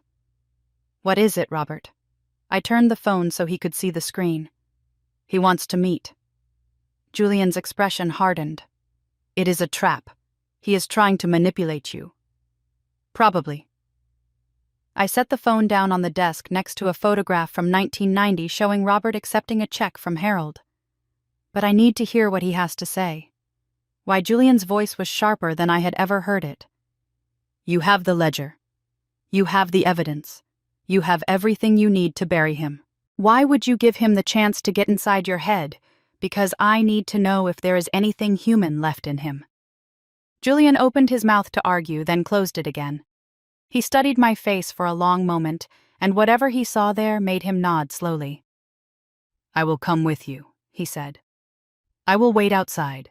If anything goes wrong, you call me immediately. Nothing is going to go wrong. I looked down at the photograph on the desk, at Robert's smiling face, at the casual cruelty hidden behind his confident grin. I am not the same person I was 3 months ago. He cannot hurt me anymore. I wish I had believed that.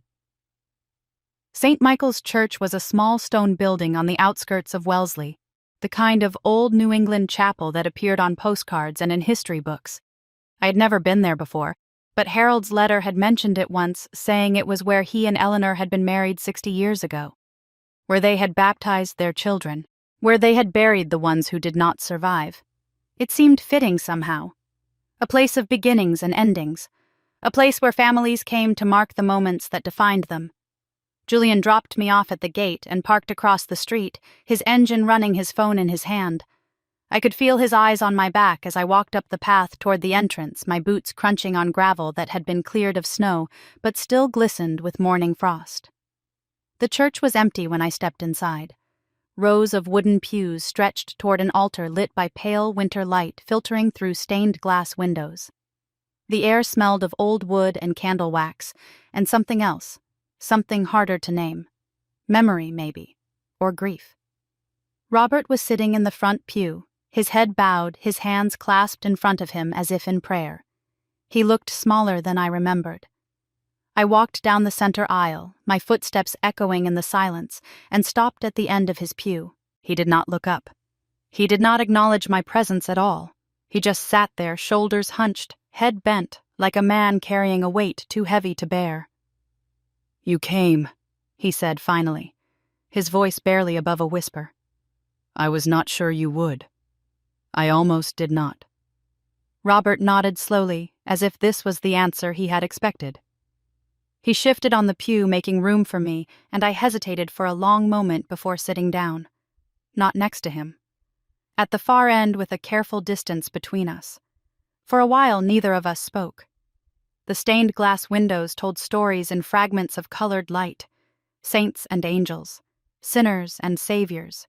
The eternal dance of good and evil that humans had been trying to understand since the beginning of time.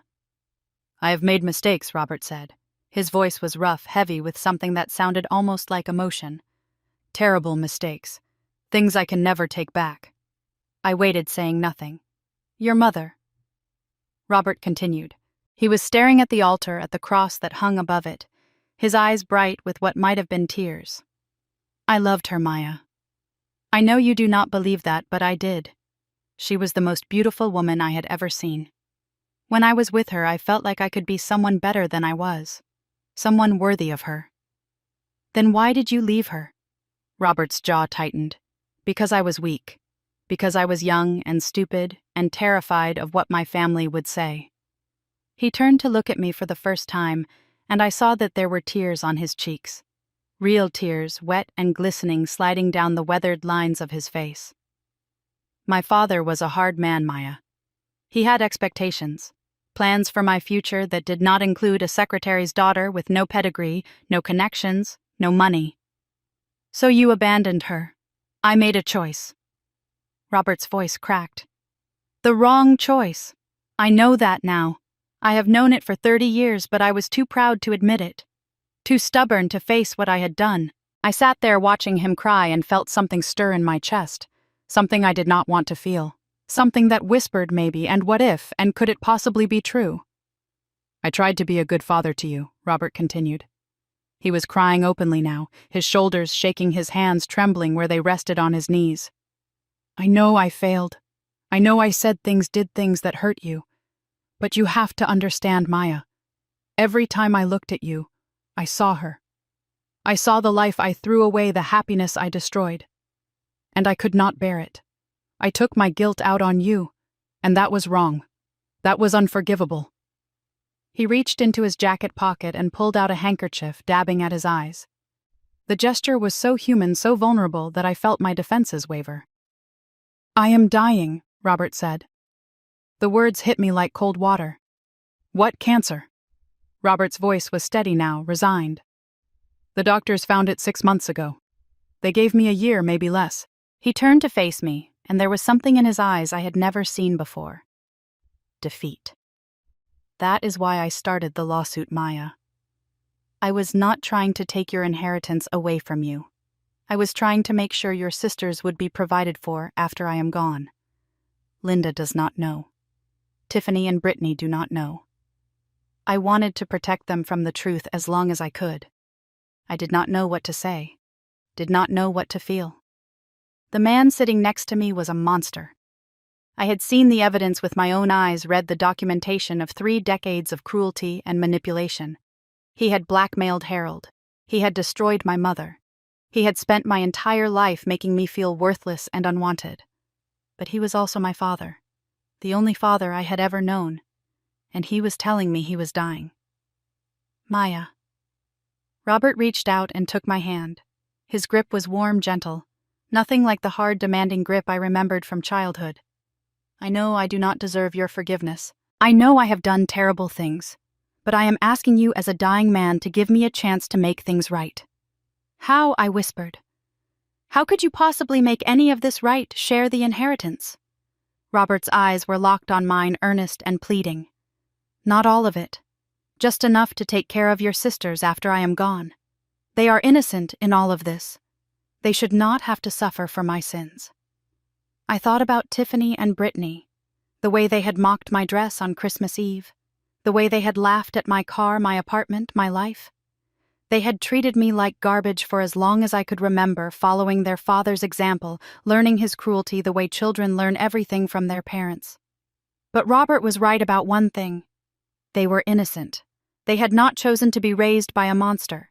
They had not chosen to be taught that people like me were beneath them. And if Robert really was dying, if this really was his last chance to make peace with his mistakes, could I deny him that I will drop the lawsuit? Robert continued. His voice was soft now, almost tender.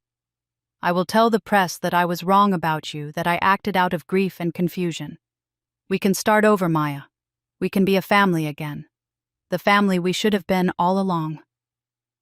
I looked at him, at the tears drying on his cheeks, at the handkerchief clutched in his fingers, at the picture of a broken old man asking for forgiveness he did not deserve. And I almost said yes. I almost believed him. The word was forming on my lips, the beginning of a surrender I would spend the rest of my life regretting, when the light from the stained glass window caught something on Robert's wrist. A watch. I knew that watch. I had seen it in the red ledger in a photograph from 2015. Harold's notes had been meticulous. A Patek Philippe Grand Complications. Purchased by Robert Davis on March 15th using funds transferred from account number 77492. Total cost $473,000. Source of funds. Extortion payment, number 112. Robert was wearing a watch that cost nearly $500,000.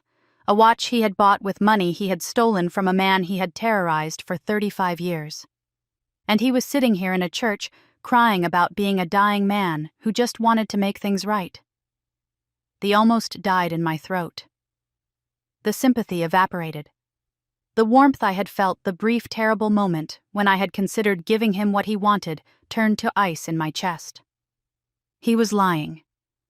Everything he had said, every tear he had shed, every word of apology and regret, it was all a performance. A manipulation designed to exploit the one weakness he knew I had. I wanted to believe in redemption. I wanted to believe that people could change. I wanted to believe that somewhere buried beneath all his cruelty, there was a father who loved me. And Robert knew that. He was using it against me the way he had used everything against everyone his entire life. No. The word came out quiet, calm, final. Robert blinked, his performance faltering for just a moment. What I said, no. I stood up, pulling my hand free from his grip. He stared up at me, and I watched his face cycle through expressions. Confusion. Disbelief. And then, like a mask being torn away, something cold and hard and utterly devoid of the warmth he had been pretending to feel. You are making a mistake, he said. His voice had changed. The softness was gone, replaced by something sharp and dangerous. I am offering you a chance to end this peacefully. You should take it. I looked down at him, at the man who had abandoned my mother, at the man who had spent 35 years blackmailing the only person who had ever tried to help her, at the man who had taught me to hate myself before I was old enough to understand what hate meant. I know what you did, I said. I know about the payments. I know about the threats. I know about everything you have been doing to Harold for the past 3 decades. Robert went very still. I found the red ledger, I continued. I have copies of every entry, every bank transfer, every piece of evidence Harold collected over 35 years. I know that my mother was not a whore. I know that you destroyed her life because she would not abort me. And I know that every dollar you have, every business you own, every piece of property in your name was built on money you stole through blackmail and extortion. Robert's face had gone pale. His hands, still holding the handkerchief, had clenched into fists. You have nothing, he said, but his voice was thin now, uncertain. Whatever you think you found, it does not prove anything. It is just the ramblings of a senile old man trying to justify giving his fortune to a stranger. The DNA results came back yesterday, I said. Harold left a sample with his attorneys before he died. Sterling sent it for comparison against the genetic information you submitted with your lawsuit. Robert's face changed again. Fear this time. Real fear, not the manufactured vulnerability he had been performing moments ago. You are Harold's son, I continued. The test confirmed it, which means that everything Harold wrote about you is true. Everything about the blackmail, the threats, the payments. It is all verified now. And I am going to make sure the whole world knows. Robert stood up so fast the pew scraped against the stone floor with a shriek. His face was twisted now, contorted with a rage I had never seen before, a fury that stripped away every pretense of civilization and revealed the predator beneath. You stupid, ungrateful little bitch, he snarled. You think you have won. You think you can destroy me. I did not flinch. I did not step back. I just stood there, looking into the face of the man who had haunted my nightmares since childhood, and felt nothing but cold, clear certainty. I already have. Robert's hand shot out and grabbed my arm, his fingers digging in hard enough to bruise. You want to play games? Fine.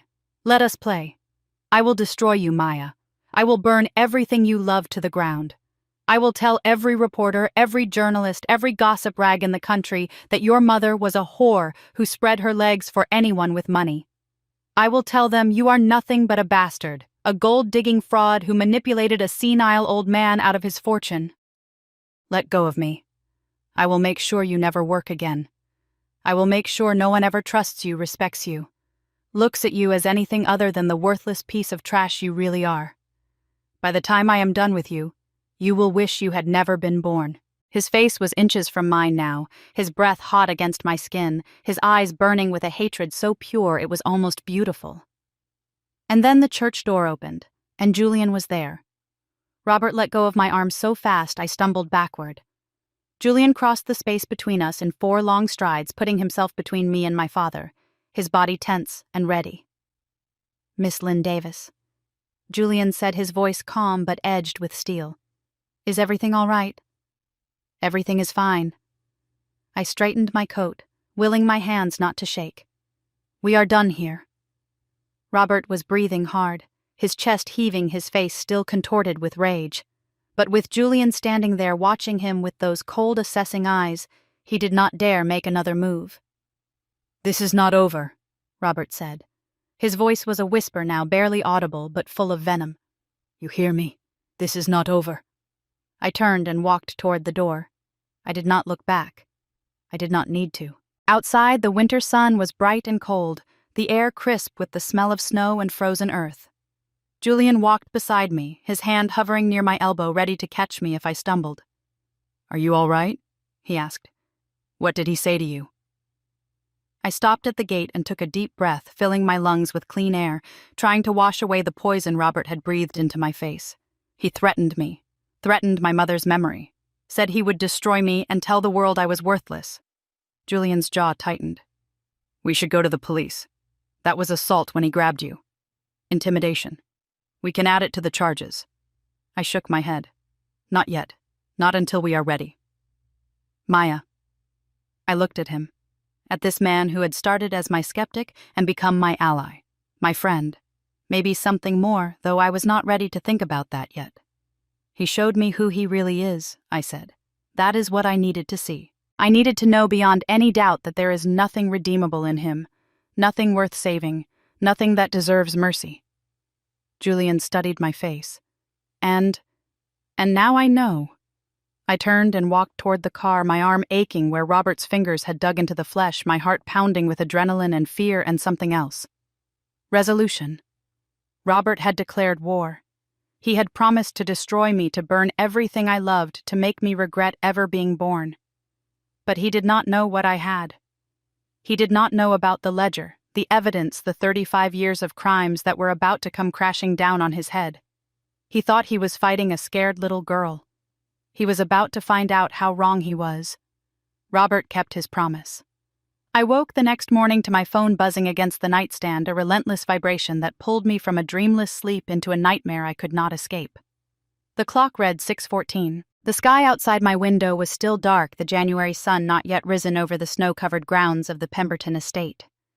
I reached for the phone, my fingers clumsy with sleep, and saw 47 notifications. Text messages, missed calls, emails, social media alerts, all of them urgent. All of them demanding my attention. All of them, I would soon discover, delivering the same devastating news. The first message was from Sterling. "Do not turn on the news. Do not go online. Call me immediately." I did not call him. Instead, driven by the same morbid curiosity that makes people slow down at car accidents, I opened my browser and typed my name into the search bar. The results loaded in less than a second. Pemberton heiress exposed the sordid truth about Maya Lynn Davis, like mother, like daughter, the Gold Digger Gene exclusive video.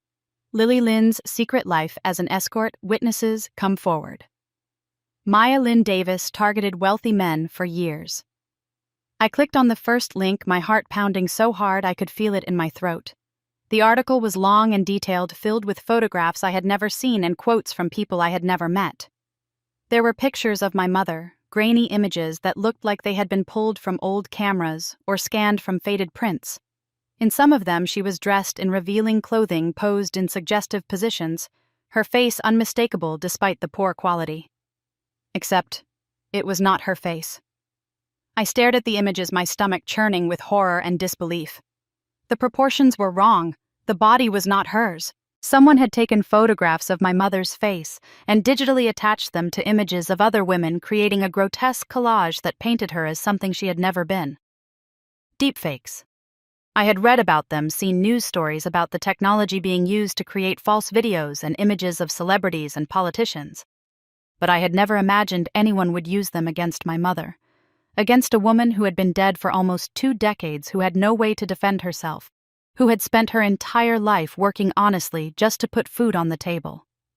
The article quoted anonymous sources who claimed to have known Lily Lynn in the late 80s, former clients they called themselves, men who said she had sold her body to the highest bidder, that she had targeted wealthy older men with the specific intention of getting pregnant and extracting child support. All lies, every word of it. But the lies were everywhere. I scrolled through page after page of search results, each one more horrifying than the last. The story had spread like wildfire overnight, picked up by tabloids and gossip sites, and even a few mainstream news outlets that should have known better. Social media was flooded with the fake images, with the fabricated testimonies, with a carefully constructed narrative that transformed my mother from a victim into a villain. And it was not just about her. There were articles about me now too. Stories that built on the foundation Robert had laid with his earlier smear campaign, adding new layers of fabrication and innuendo. Former classmates I did not remember claimed I had been a party girl in college, that I had dated older men for money, that I had bragged about finding a rich husband someday. There were photographs that I recognized stolen from my social media accounts, cropped and edited to look incriminating. One image showed me at a restaurant with an older man. The caption claimed he was a married millionaire I had been having an affair with. In reality, it was my thesis advisor, and we had been celebrating the day I turned in my final paper. Another image showed me at a party holding a drink, my eyes half closed. The caption implied I was drunk and out of control. In reality, the photograph had been taken mid-blink at my friend Sarah's birthday dinner, and the drink in my hand was sparkling water. But context did not matter. Truth did not matter. All that mattered was the narrative, and Robert had spent what must have been hundreds of thousands of dollars making sure that narrative reached every corner of the internet. My phone buzzed again. Julian. Board meeting called for 9 a.m. Emergency session. They are talking about removing you. I read the message 3 times before the words sank in. Removing me. From my own company. From the inheritance Harold had left me. From everything I had spent the past 2 months learning to protect. I got dressed in a daze, choosing clothes without thinking, my mind racing through possibilities and finding no escape. The board had the power to do it, I knew. The trust documents gave them authority to act in the company's best interests during my probationary period, and if they determined that my presence was damaging the business, they could trigger the succession clause Julian had warned me about. Robert was not just attacking me. He was attacking Pemberton Holdings. He was using me as a weapon against the company Harold had built, knowing that the board would eventually have to choose between me and their own survival. And when they chose survival, I would lose everything. The boardroom was on the top floor of the Pemberton Holdings headquarters in downtown Boston, a glass-walled space with views of the harbor and a long mahogany table that could seat 20. When I arrived, every seat was taken. I recognized some of the faces. Julian sitting near the far end, his expression grim. Sterling, who had come despite my not returning his call. Eleanor Pemberton, Harold's widow, who I had only seen in photographs until now. She was smaller than I had expected, frail and silver-haired, but her eyes were sharp and clear. The others were strangers, board members, lawyers, people who held my future in their hands and who were looking at me now with expressions that ranged from skeptical to openly hostile. Miss Lynn Davis. The man at the head of the table spoke. His nameplate identified him as Thomas Whitfield, chairman of the board. Thank you for joining us. Please sit down. I took the empty seat across from Julian. His eyes met mine for just a moment, and I saw the apology in them. The warning. This was not going to be good. Whitfield shuffled some papers in front of him, though I suspected he knew their contents by heart. As you are no doubt aware, the company is currently facing a significant public relations crisis. The stories circulating about your family background, combined with the ongoing legal challenge from Robert Davis, have created substantial uncertainty among our investors and partners. I opened my mouth to respond, but Whitfield held up his hand. Please, let me finish. Pemberton Holdings has built its reputation over 6 decades on a foundation of trust and integrity. Harold Pemberton was a man of impeccable character, and the company he created reflected that character. He paused, his eyes meeting mine. The current situation threatens to undo everything he worked for. Those stories are lies, I said. My voice came out steadier than I felt. The photographs are fabricated. The witnesses are paid actors. Robert Davis is behind all of it. We are aware of the allegations, Whitfield said, and we are not unsympathetic to your position. But the damage has already been done. Our stock price dropped 8% in overnight trading. 3 major clients have called to express concern about continuing their relationships with us. One of our largest institutional investors is threatening to divest unless the situation is resolved. So you want me to step down? Whitfield exchanged glances with the other board members. We believe it would be in the best interests of the company if you took a leave of absence while this matter is sorted out. A temporary measure to reassure our stakeholders that we take these allegations seriously. And if I refuse, then we may be forced to invoke the succession clause in the trust. Whitfield's voice was not unkind, but it was firm. Miss Lynn Davis, please understand. This is not personal. We are simply trying to protect the company Harold spent his life building. I looked around the table, at the faces watching me with varying degrees of sympathy and calculation, at Sterling, who could not quite meet my eyes, at Eleanor, whose expression was unreadable, and at Julian, who was gripping the edge of the table so hard his knuckles had gone white. "May I have a moment to confer with my advisors?" Whitfield nodded. "Of course. We will take a 15-minute recess." The boardroom emptied slowly, leaving me alone with Julian and Sterling. As soon as the door closed, Julian was on his feet. "This is a coup," he said. "Robert got to them. He must have. Some of these board members have been in his pocket for years." "Julian," Sterling's voice was weary, "that is a serious accusation. It is the truth." Julian began pacing, his agitation visible in every line of his body. "Whitfield's construction company does business with Davis Holdings. And Martin Chen, the one sitting by the window. His daughter is married to one of Robert's golf buddies. They are not acting in the company's interests. They are acting in Robert's." "Even if that is true," Sterling said, "what can we do about it? They have the votes. If Maya refuses to step down, they will remove her. Let them try." Julian stopped pacing and turned to face me. "We have the ledger. We can release it. Once the world sees what Robert really is, once they understand the truth about the blackmail and the extortion, no one will believe his lies about Maya or her mother. And if we release it now while the injunction is still in place, we could compromise the entire criminal case." Sterling shook his head. "Patricia Vance was very clear about that. We need to let her build the prosecution's case properly. If we go public too soon, Robert's lawyers will argue we contaminated the jury pool. So we just let them destroy her. No one is destroying anyone." I stood up, surprised by the calm in my own voice. "I need time to think, to figure out our options. Julian, can you get me copies of the board's voting records? I want to know who we can trust and who we cannot." Julian nodded. "I will have them to you by tonight." I turned to Sterling. "And I need you to reach out to Patricia Vance. Ask her how quickly she can move. I know she wanted more time to prepare, but we may not have that luxury anymore. I will call her as soon as we are done here." I took a deep breath, squaring my shoulders, preparing to walk back into that boardroom and face the people who wanted to take everything from me. And that was when Julian's phone rang. He glanced at the screen, frowned, and answered. "Hello?" I watched his face as he listened, watched the color drain from his cheeks, watched his expression shift from confusion to disbelief to something that looked terrifyingly like fear. "There must be some mistake," he said into the phone. "I do not... No, I understand. Yes, I will be there in 20 minutes. He hung up and stood there for a moment, staring at the phone as if it had betrayed him. "Julian," my voice came out sharp. "What is wrong?" "That was the police." He looked up at me, and I saw something I had never seen in his eyes before. Helplessness. "Someone called in an anonymous tip this morning. They found cocaine in my car, a significant quantity apparently. They want me to come to the station for questioning." The words did not make sense. Julian did not use drugs. I knew that the way I knew my own name. He was meticulous, disciplined, the kind of person who did not even take aspirin unless absolutely necessary. "That is impossible," I said. "I know." Julian's voice was hollow. "But the drugs were there. In my glove compartment. Planted, obviously."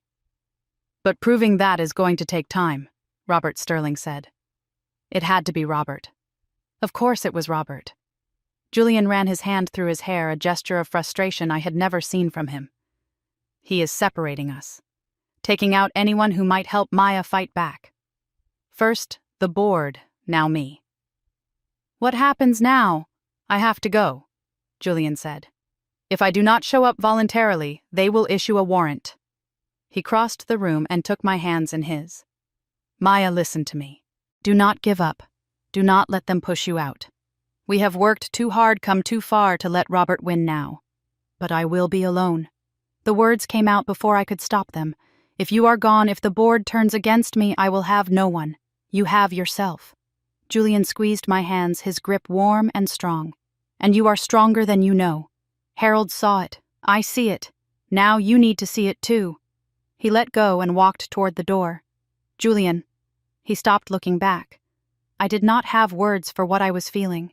The gratitude, the fear, the terrible certainty that everything was falling apart around me. "Be careful," I said. It was not enough. It was nowhere near enough. But it was all I had. He nodded once, and then he was gone.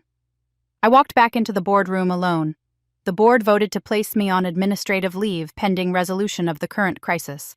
It was not a removal technically, but it amounted to the same thing. I would have no authority over company decisions, no access to corporate resources, no ability to fight back against Robert's attacks using the weapons Harold had left me. I signed the papers Sterling put in front of me. I sat through the rest of the meeting in a daze, hearing the words but not processing them. When it was over, I walked out of the building and stood on the sidewalk surrounded by the bustle of a city that did not know or care that my world was ending. My phone was still buzzing with notifications, more articles, more accusations, more lies piling on top of lies until the truth was buried so deep I was not sure it would ever see daylight again. I called Julian's number. It went straight to voicemail. I called Sterling. He was in another meeting, his assistant said. He would call me back. I called Patricia Vance. Her office said she was reviewing the case files and would be in touch within 48 hours. 48 hours. 2 days. An eternity when Robert was working around the clock to destroy everything I had. I walked to my car parked in a garage 3 blocks away and sat behind the wheel without starting the engine. The gray concrete walls pressed in around me. The fluorescent lights hummed overhead. The silence was so complete I could hear my own heartbeat slow and steady despite the chaos in my mind. Robert had won. Not completely. Not yet. But he was winning and I had nothing left to fight back with. Julian was gone. The board had turned against me. The world believed I was a gold digger and my mother was a whore. Every weapon I thought I had the ledger. The evidence the criminal case was locked away behind legal procedures and proper channels while Robert operated with no rules at all. I thought about what Julian had said. You are stronger than you know. But I did not feel strong. I felt broken. Exhausted. Hollowed out by months of fighting a war I had never asked for against an enemy who had been preparing for this battle my entire life. I thought about giving up. For just a moment, I let myself imagine what it would be like to surrender. To sign whatever papers Robert wanted, to give away the fortune I had never wanted in the first place, to disappear into anonymity and let him have his victory. It would be so easy, so simple, so peaceful. And then I thought about my mother, about her hands rough and calloused from years of hard work, about her smile tired but real when she came home from her 3rd job of the day, about the way she used to read me stories at night, making voices for all the characters, laughing at the funny parts, even though she must have been exhausted. She never gave up, not once, not when Robert abandoned her, not when the world turned against her, not when every door closed and every path forward seemed impossible. She kept going. For me. Because she loved me. Because she believed I was worth fighting for. How could I do any less? I started the car and drove back to the Pemberton estate. The house was quiet when I arrived, Mrs. Patterson and the rest of the staff carefully avoiding me, unsure whether I was still their employer or just another scandal waiting to be swept under the rug. I walked through the empty halls, past the paintings and the antiques, and all the expensive things that suddenly felt like props in a play I had never auditioned for. I climbed the stairs to my suite and sat down on the bed where I had spent so many sleepless nights trying to understand why Harold had chosen me. And I cried. For my mother. For Harold. For Julian, who was sitting in a police station answering questions about drugs someone had planted in his car. For myself alone in a mansion that felt more like a prison than a home. I cried until there were no tears left. Until my eyes were swollen and my throat was raw. Until the sun set outside my window and the darkness crept in like an old friend. And then, when the crying was done, I stood up and walked to the window. The stars were coming out. Faint pinpricks of light scattered across the January sky, the same stars my mother used to point out to me when I was a child. Make a wish, she would say. Any wish you want. I never told her what I wished for. But it was always the same thing. I wished for strength. The strength to keep going when everything fell apart. The strength to face whatever came next without breaking. Maybe some wishes do come true, just not in the way we expect. I pulled out my phone and sent a text to a number I had not used in weeks. Eleanor, this is Maya. I know you have no reason to trust me. but I need your help. Please." The response came 3 minutes later. "Come to the garden house tomorrow at dawn. We will talk." I put the phone down and stood there in the darkness looking out at the stars. I was not giving up. Not yet. Not ever. Robert had taken everything from me. My reputation, my allies, my hope.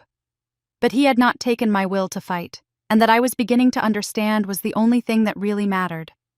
The meeting with Eleanor never happened. I woke before dawn dressed in the darkness and made my way through the silent house toward the garden cottage where Harold's widow had agreed to meet me. But when I arrived, the cottage was empty. Cold and dark, its windows shuttered against the January wind. There was a note pinned to the door. "I am sorry. I cannot help you. Please do not contact me again. E." I stood there for a long time holding that note, feeling the last ember of hope guttering in my chest. Eleanor had been my final card. The one person who might have been able to sway the board to speak on my behalf, to tell them that Harold had known what he was doing when he chose me. And she had abandoned me too. I walked back to the main house in a daze. The staff was beginning to stir, lights flickering on in the kitchen, the smell of coffee drifting through the halls. But no one spoke to me. No one even looked at me. I was a ghost in my own home, haunting rooms that no longer felt like mine. My phone buzzed. Another notification. Another article. Another nail in my coffin. Pemberton heiress placed on leave as scandal grows. The story was everywhere now. Every news outlet, every social media platform, every conversation in every coffee shop and office building and living room in New England. I was the gold digger who had stolen a dying man's fortune. My mother was the whore who had taught me everything I knew. We were villains in a story Robert had written, and no one was interested in hearing the truth. I needed to get out. I grabbed my coat and my keys and slipped out the back entrance, avoiding the main gate where I knew reporters would be waiting. There was a service road that wound through the woods at the edge of the property, barely visible under the snow, and I followed it until I reached a public road miles from the estate. I drove without thinking, without planning, without any destination in mind except away. Away from the cameras and the questions and the crushing weight of a battle I no longer knew how to fight. I found myself almost an hour later pulling into a cemetery I had not visited in years. Oakwood Memorial Gardens was a modest place, nothing like the grand mausoleums and marble monuments where the Pemberton family rested. The headstones here were simple granite markers arranged in neat rows beneath bare winter trees. The paths were cleared but icy, and the only sound was the wind moving through the branches overhead. I parked near the eastern edge where the older graves gave way to newer ones and walked until I found the stone I was looking for. Lily Lynn, beloved mother, 1968 to 2008. I knelt in the snow before her grave and felt something break inside me. "Mom." The word came out as a whisper carried away by the wind before it could reach anyone's ears. Not that there was anyone to hear it. I was alone here, as alone as I had ever been, surrounded by the dead and the silence and the terrible weight of everything I could not fix. "I am so tired, Mom. I am so tired of fighting." The headstone did not answer. Of course it did not. My mother was gone, had been gone for almost 2 decades now, and no amount of wishing would bring her back. But I talked to her anyway. The way I used to when I was a child, when she was the only person in the world who understood me, the only person who believed I was worth something. I told her about Harold, about the will, about the fortune I had inherited, and the war I was losing. I told her about the red ledger and what Robert had done to her. I told her about the deepfakes and the lies and the way the whole world now believed she was something she had never been. And I told her what I was thinking about doing. "Maybe I should just give it all back," I said. The words tasted like ash in my mouth. Maybe that is the only way to make this stop. If I give Robert what he wants, if I walk away and let him have the money, maybe he will leave your memory alone. Maybe he will stop dragging your name through the mud. Maybe you can finally rest in peace. The wind picked up, sending a flurry of snowflakes swirling around me. I pulled my coat tighter, shivering, and stared at the simple words carved into the granite. Beloved mother. That was all she had been to the world. A mother, a nobody, A woman who worked 3 jobs and never complained and died before she was 40, worn out by a life that had never given her a fair chance. She deserved better than this. Better than me kneeling in the snow ready to surrender to the man who had destroyed her. But I did not know what else to do. I closed my eyes and let the cold wash over me, let it numb my fingers and my face and my heart. For a moment, I wanted to lie down in the snow beside my mother's grave and simply disappear. To let the winter take me the way it took everything, eventually burying me under a blanket of white until there was nothing left but silence. And then I remembered Harold. Not the billionaire philanthropist, not the man whose name was carved into buildings and endowed chairs and charitable foundations, just Harold. An 80-year-old man with blue hands and a bad hip struggling to change a tire in the middle of a blizzard. He had been so weak that night. So frail. The jack kept slipping and his fingers were too cold to grip the lug wrench properly, and every movement seemed to cost him more energy than he had to spare. But he had not given up. I remembered the way he had looked when I pulled over when my headlights illuminated his hunched figure in the swirling snow. He had been on his knees beside the car, still trying, still fighting, even though anyone could see he was losing. That was the man who had chosen me.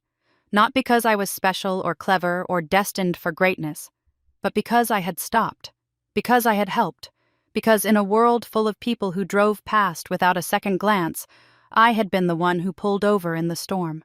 He saw something in me that night, something worth betting $2 billion on, something worth trusting with his legacy. And I was about to prove him wrong. No. I opened my eyes. The word came out stronger this time. Not a whisper.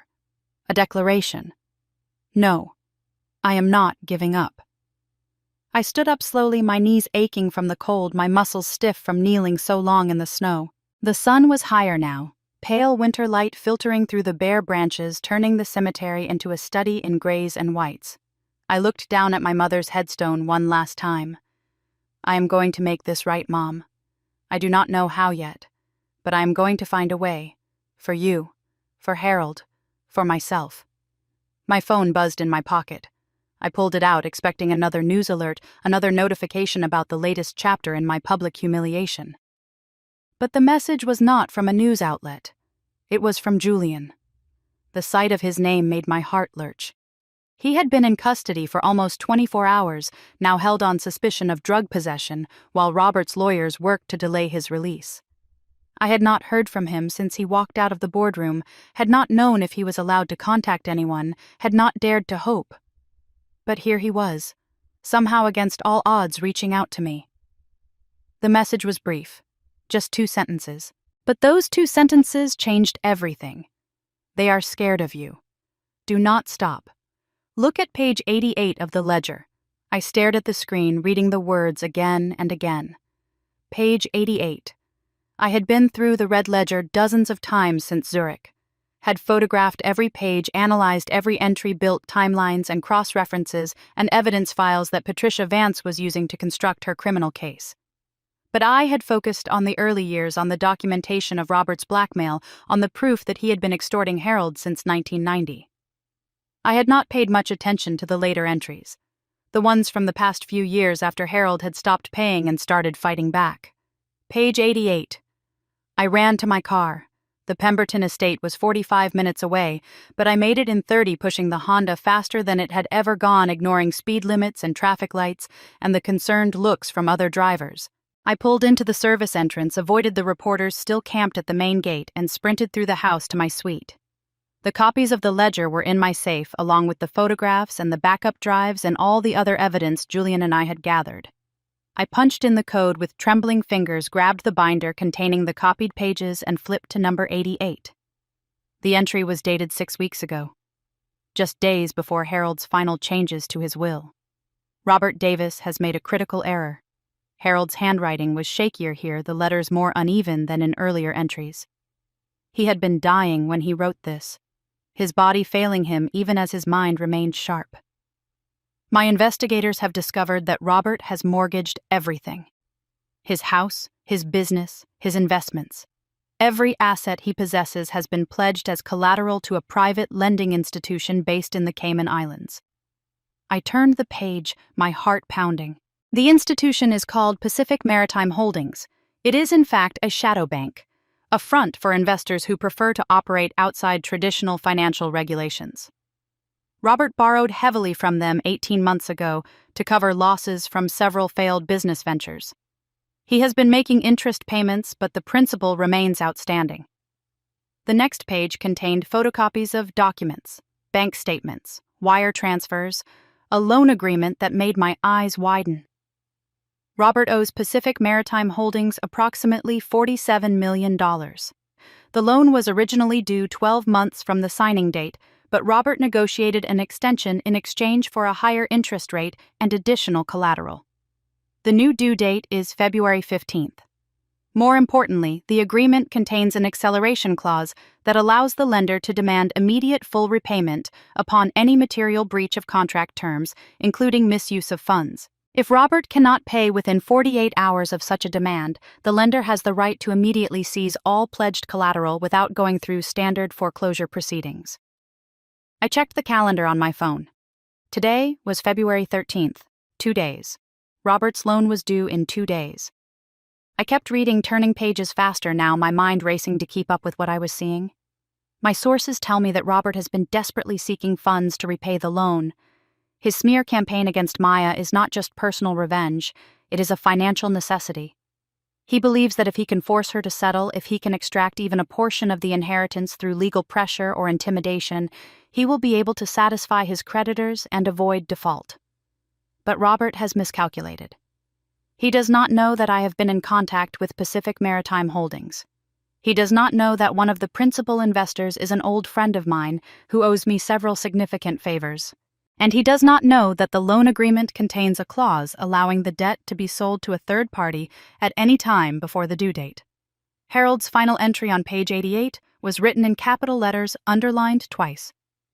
If Robert cannot repay the loan by February 15th, he loses everything: his house, his business, his reputation. The institutions he mortgaged will be seized. The life he built on my money will collapse. Maya.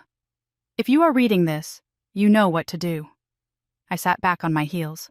The binder clutched in my hands, my mind spinning with the implications. Robert was broke. All the wealth, all the power, all the expensive suits and luxury cars and sneering condescension. It was a facade. A house of cards built on borrowed money and stolen time. He had spent everything he had on his campaign to destroy me. Every dollar, every asset, every piece of collateral he could scrape together. He had bet it all on breaking me before his loan came due. And he was about to lose. Unless I gave him what he wanted. Unless I surrendered the inheritance, settled the lawsuit, handed over enough money to satisfy his creditors, and save him from the ruin he had brought upon himself. That was why he had been so desperate at the church, why he had resorted to tears and manipulation and finally naked threats. He was not just fighting for money, he was fighting for survival, and I had almost given it to him.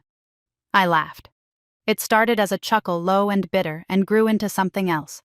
Something wild and fierce and full of a dark joy I had never felt before. Robert had spent his entire life taking from others, from Harold, from my mother, from me. He had built his empire on blackmail, and betrayal had destroyed anyone who stood in his way, had never once paid the price for his cruelty. But now, finally, the bill was coming due. And I was going to be the one to collect it. I pulled out my phone and dialed a number I had memorized but never used. Patricia Vance's office answered on the second ring. "This is Maya Lynn Davis," I said. "I need to speak with Ms. Vance immediately. Tell her I know how to end this. Tell her I need a meeting with Pacific Maritime Holdings. And tell her I need it today." There was a pause, then the sound of typing, then a voice. "Please hold, Miss Lynn Davis. I am transferring you now." 20 minutes later, I had the outline of a plan. 2 hours after that, I had the details. The injunction on my personal assets did not prevent me from accessing the corporate accounts of Pemberton Holdings. Julian had made sure of that before he was arrested, transferring emergency authorization to Sterling in case anything happened. And while the board had placed me on administrative leave, they had not revoked my ownership of the company. I was still the majority shareholder. I still controlled the trust that Harold had established. and I still had access to the resources I needed to make Robert Davis pay for everything he had done. Pacific Maritime Holdings was willing to negotiate. More than willing, actually. They had been nervous about Robert's ability to repay, had been considering their options for weeks. When I offered to buy the debt at face value plus a 10% premium, they practically fell over themselves accepting. The deal was complex. It required lawyers and bankers and wire transfers across multiple jurisdictions. It required Sterling working through the night to draft contracts and Patricia Vance calling in favors from regulatory contacts. And it required one more thing. One more person. I found Eleanor in the garden house at dawn, just as her note had originally suggested. She looked older than she had in photographs, smaller somehow wrapped in a shawl against the morning chill. I showed her page 88 of the ledger. I showed her what Robert had done to her husband for 35 years. I showed her the evidence of blackmail and extortion and cruelty that Harold had endured in silence to protect his family's name. When she finished reading, she looked up at me with tears in her eyes. "I am sorry," she whispered. "I was afraid. Afraid that Robert was right about you. Afraid that Harold had lost his mind at the end. But this?" She touched the page with trembling fingers. "This is Harold. Careful, patient, planning everything years in advance. Will you help me?" I asked. Eleanor Pemberton straightened her spine, and for a moment I saw the woman she must have been 60 years ago. Strong, fierce, unbreakable. "Tell me what you need," she said. What I needed was a single phone call. A call to Thomas Whitfield, the board chairman, from the widow of the man who had built Pemberton Holdings from nothing. A call reminding him of debts that could never be repaid, of loyalty that should never be forgotten, of the difference between protecting the company and betraying its founder's memory. Eleanor made that call. But by dawn on February 14th, it was done. I owned Robert Davis's debt. Every penny of the $47 million he owed, every piece of collateral he had pledged, every asset he had mortgaged to fund his war against me. It all belonged to me now. I stood at the window of Harold's study watching the sun rise over the snow-covered grounds and felt something shift inside me. Not joy, exactly. Not triumph. Something colder. Harder. More final. Robert had wanted to destroy me. Had wanted to take everything I had and leave me with nothing but shame and regret. Instead, he had given me the one thing I needed to destroy him. I picked up my phone and typed a message to Julian. I did not know if he would see. It did not know if the police had given him back his belongings yet. But I needed to tell someone. I needed to share this moment with the one person who had believed in me when everyone else had given up. I found page 88. I understand now. Thank you. I hit send. Then I picked up the phone again and dialed Robert's number. He answered on the fourth ring, his voice thick with sleep and something else. Fear, maybe. The fear of a man who knows his time is running out. Maya. His voice sharpened. What the hell do you want? I smiled into the phone. It was not a kind smile. Hello, Dad. I think we need to talk about your financial situation. Silence on the other end. Then a sharp intake of breath. What do you know about my financial situation? I know everything. I let that sink in for a moment. I know about Pacific Maritime Holdings. I know about the loan. I know about the collateral you pledged and the deadline you are facing. You are bluffing. Am I? I turned away from the window. As of 6 o'clock this morning, I am the new owner of your debt. All $47 million of it. Which means that in approximately 36 hours when that loan comes due and you cannot pay, I will be the one seizing your assets. You cannot do that. Robert's voice was rising, cracking. That is not legal. I will sue you. You will do nothing. My voice was calm, cold. The voice of a woman who had finally stopped being afraid. Because here is what is going to happen. You are going to drop your lawsuit. You are going to issue a public statement admitting that you lied about me and my mother. And you are going to cooperate fully with the criminal investigation into your 35 years of extorting Harold Pemberton. Robert laughed. It was an ugly sound, desperate and wild. And if I refuse, then I foreclose on everything you own. Your house, your business, your cars, your art, your wine collection, everything. I paused to let the weight of the words sink in. I will take it all, Robert. Every single thing you stole and schemed and blackmailed your way into having. And when I am done, you will have nothing. Nothing except the knowledge that the daughter you threw away, the daughter you spent 32 years treating like garbage, is the one who finally brought you down. The silence on the other end of the line stretched for a long moment. Then Robert spoke, and his voice was different now. Smaller. Older. Almost broken. You would not do that, he said. You are not capable of it. I smiled again. Try me. I hung up the phone and stood there in the dawn light, surrounded by the books and papers and photographs of a dead man who had believed in me. You were right, Harold, I whispered to the empty room. I am exactly what this family needed. Then I went to prepare for war. The shareholder meeting was scheduled for 10 in the morning on February 15th. I had chosen the date deliberately. The same day, Robert's loan came due. The same day his entire house of cards would collapse if he could not find the money to satisfy his creditors. I wanted him desperate. I wanted him cornered. I wanted him to walk into that boardroom believing he still had a chance to win, only to discover that the game had been over for days. The Pemberton Holdings Conference Center occupied the entire top floor of our downtown headquarters, a vast space with floor-to-ceiling windows that offered panoramic views of Boston Harbor. It could seat 300 people, and today, every seat was filled. Board members, institutional investors, financial analysts, reporters who had been granted access to what was being billed as a pivotal moment in the company's history. They were all there to witness my destruction. Or so they thought. I waited in a small office down the hall, watching the proceedings on a closed-circuit monitor. Sterling stood beside me, his face calm but his fingers drumming nervously against his briefcase.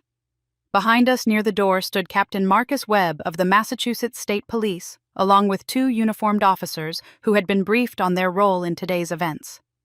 Julian was there too.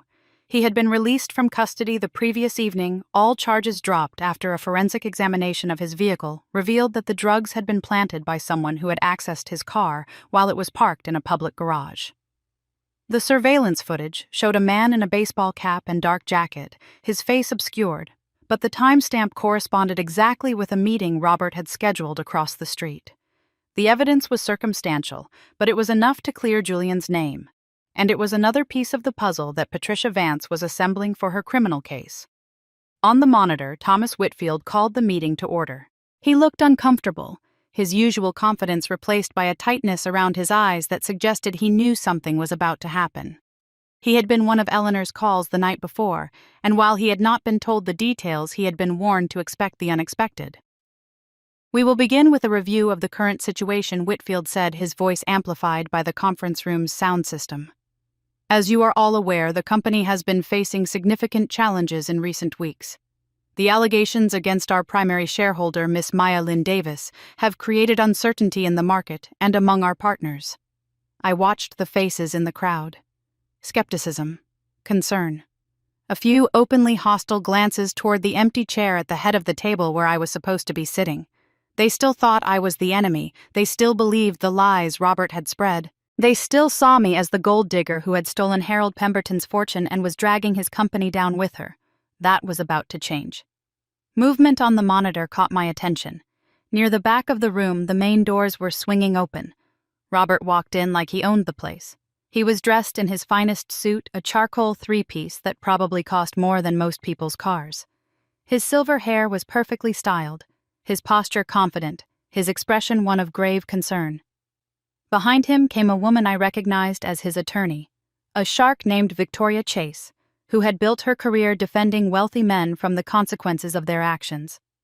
I demand to address this meeting, Robert announced, his voice cutting through the murmur of the crowd, as a matter of urgent concern for the welfare of this company and its shareholders. Whitfield frowned.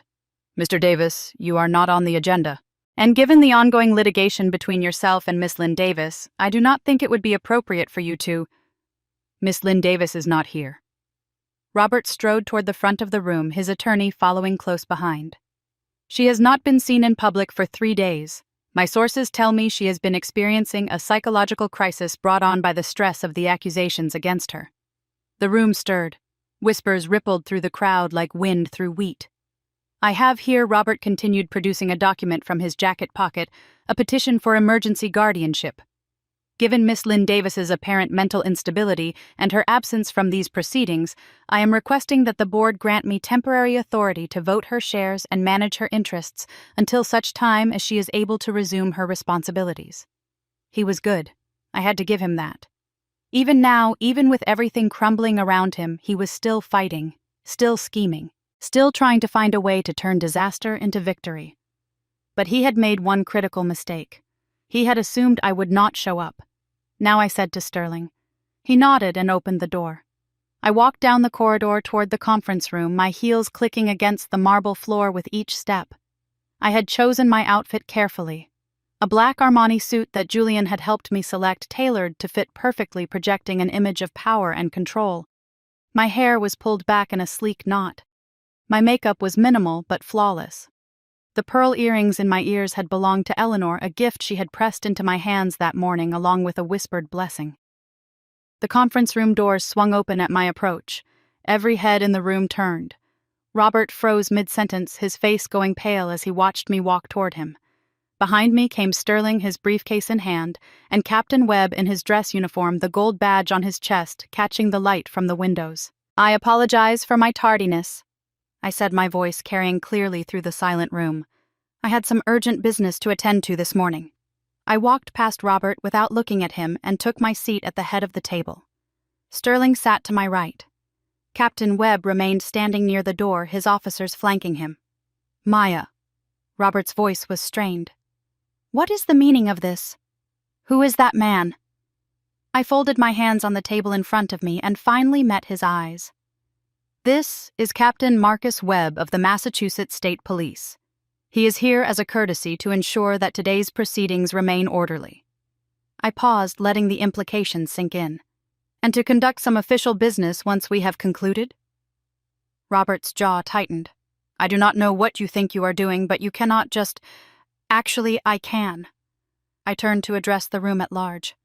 "Ladies and gentlemen, I know there has been a great deal of confusion and concern about recent events.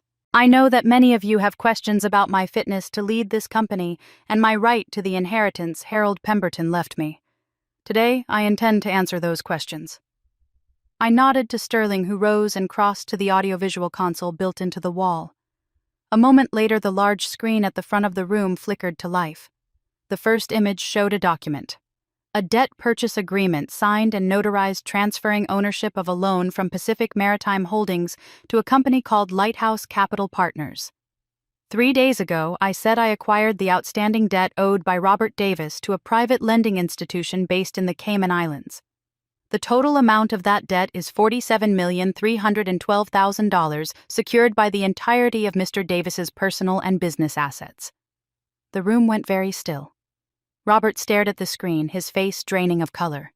"Lighthouse Capital Partners," I continued, "is a wholly owned subsidiary of Pemberton Holdings, which means that as of this morning I am Robert Davis's primary creditor."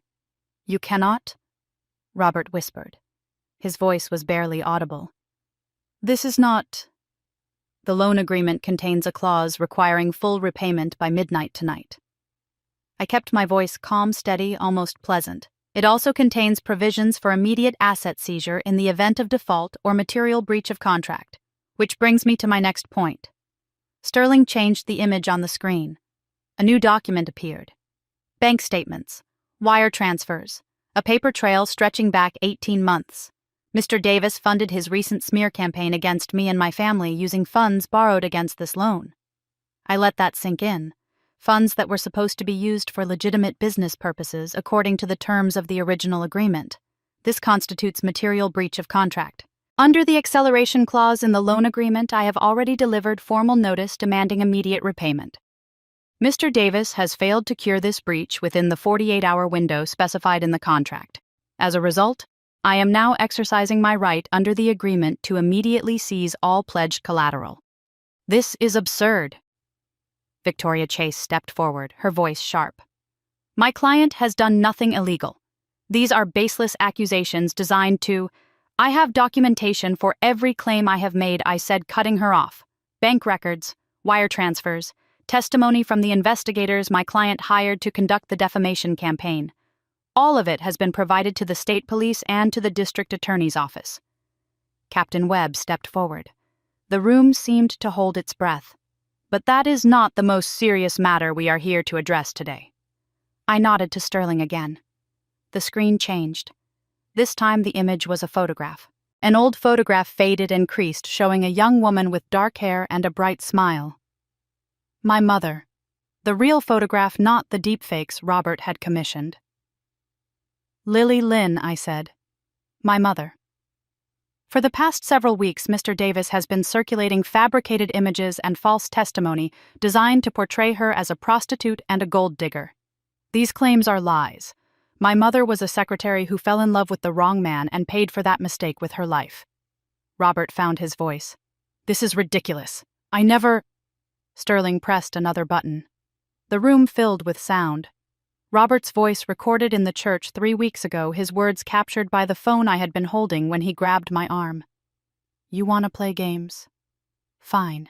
Let us play. I will destroy you, Maya. I will burn everything you love to the ground. I will tell every reporter, every journalist, every gossip rag in the country that your mother was a whore who spread her legs for anyone with money. The recording continued, Robert's threats filling the conference room, his voice growing more vicious with every sentence. I will make sure you never work again. I will make sure no one ever trusts you, respects you, looks at you as anything other than the worthless piece of trash you really are. Sterling stopped the playback. The silence that followed was absolute. Robert stood frozen, his face gray, his hands trembling at his sides. Victoria Chase had taken a step back from him, her expression shifting from professional confidence to barely concealed disgust. But I was not finished. I have additional evidence, I said. Evidence that Robert Davis spent 35 years blackmailing Harold Pemberton, extorting millions of dollars in exchange for keeping the secret of their biological relationship. Evidence of tax fraud, wire fraud, and obstruction of justice. All of it has been turned over to the appropriate authorities. Captain Webb stepped forward again, his footsteps loud in the silent room. Robert Allen Davis, he said, his voice carrying the weight of official authority, you are under arrest for extortion, tax evasion, wire fraud, and criminal defamation. You have the right to remain silent. Anything you say can and will be used against you in a court of law. Robert's eyes found mine. For a moment, just a moment, I saw something beneath the rage and the fear. Something that might have been recognition. Understanding. The knowledge that he had finally met an opponent he could not bully or buy or break. You cannot do this to me, he said, his voice cracked. I am your father. I stood up slowly, pushing my chair back from the table. You were never my father. The words came out quiet, calm, final. A father protects his children. A father loves them, supports them, helps them become the best versions of themselves. You did none of those things. You abandoned my mother when she needed you most. You spent my entire childhood making me feel worthless and unwanted, and when I finally found someone who believed in me, someone who wanted to give me a chance, you tried to destroy that too. I walked toward him, stopping just out of arm's reach. Harold Pemberton was more of a father to me in one night than you were in 32 years. He saw something in me that you were too blind and too selfish to see. And now, because of him, I have the power to do what should have been done decades ago. Robert's face contorted. You ungrateful little... He lunged toward me. The officers moved faster than I could track, intercepting him before he could close the distance. They seized his arms, wrenched them behind his back, and the click of handcuffs echoed through the room like a gunshot. Get your hands off me! Robert was screaming now, all pretense of dignity abandoned. Do you know who I am? I will destroy all of you. I will... The officers dragged him toward the door, his protests fading as they pulled him into the corridor. I watched him go, feeling nothing. No triumph, no satisfaction, just a vast, empty relief. It was over. The room erupted. Questions from the shareholders, demands for explanation, reporters shouting into their phones, racing to be the first to break the story. Through it all, I stood at the head of the table, letting the chaos wash over me like a wave breaking against stone. Sterling appeared at my elbow. "Are you all right?" I nodded slowly. "I think so." The board members were approaching now, their expressions a mixture of shock and something that looked almost like respect. Whitfield reached me first, his hand extended. "Miss Lynn Davis," he said, "I owe you an apology. We all do." I shook his hand. "You were trying to protect the company. I understand that. Still." His eyes met mine. "Harold always said you were special." I should have trusted his judgment. I almost laughed. Harold barely knew me. He met me once on the side of a road in the middle of a snowstorm. Sometimes, Whitfield said, that is enough. Movement near the back of the room caught my attention. Linda Davis Roberts' wife was slipping toward the exit, her face pale, her designer dress suddenly looking like a costume she wanted to shed. Behind her, Tiffany and Brittany followed like shadows, their eyes downcast, their usual arrogance replaced by something smaller. Shame, maybe. Or fear. They did not look at me as they passed, did not acknowledge that I existed. They simply vanished into the crowd, distancing themselves from the wreckage of their father's ambitions as quickly as they could. I watched them go, and felt nothing but pity. They had spent their whole lives believing Robert's lies, believing they were better than everyone else because their father had money and power and the willingness to destroy anyone who stood in his way. And now all of that was gone, swept away in a single morning, leaving them with nothing but the truth. They would survive. People like them always did. They would find new husbands, new protectors, new sources of wealth to attach themselves to. The world was full of men who would overlook their father's crimes in exchange for their beauty and their pedigree. But they would never look at me the same way again. None of them would. Julian found me an hour later after the room had finally emptied and the last of the reporters had been escorted out. He was still wearing the clothes he had been arrested in, rumpled and stained, but his eyes were clear and his smile was warm. "You did it," he said. "We did it." I reached out and squeezed his hand. "I could not have done any of this without you." He squeezed back. "What happens now?" "Now we rebuild." I looked around the empty conference room at the chairs pushed back from the table at the blank screen where Robert's crimes had been displayed for all to see. The company is going to need strong leadership, the board is going to need reassurance, and I am going to need help figuring out how to run a $2 billion empire. Julian smiled. "I know a good CFO. I heard he has a criminal record. Charges were dropped. He is basically a saint." I laughed. It was the first real laugh I had managed in weeks. It felt strange in my throat, like a muscle I had forgotten how to use. There will be more challenges ahead. The criminal trial, the civil proceedings, the endless work of untangling Robert's web of lies and rebuilding the reputation he had tried so hard to destroy. But for now, in this moment, I allowed myself to feel something like victory. I had come into this room as the woman Robert Davis had tried to destroy. I was leaving as the woman who had destroyed him instead. The foreclosure took place on a Thursday in late March, when the last of the winter snow had finally melted and the first green shoots were beginning to push through the mud.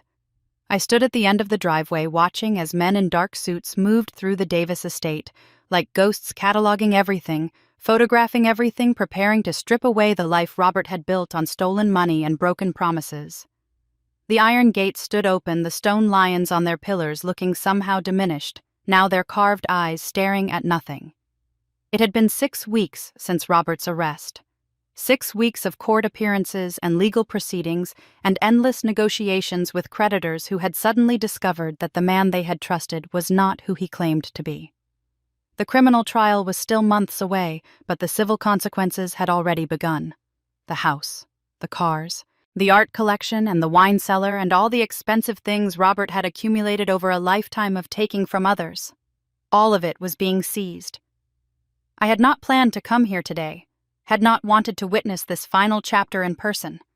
But something had drawn me back to this place, to the house where I had spent so many miserable holidays, where I had been mocked and dismissed and made to feel like I was worth less than the dirt on their expensive carpets. I needed to see it end. The front door opened and a figure emerged. Linda Davis looked nothing like the woman I remembered from Christmas Eve.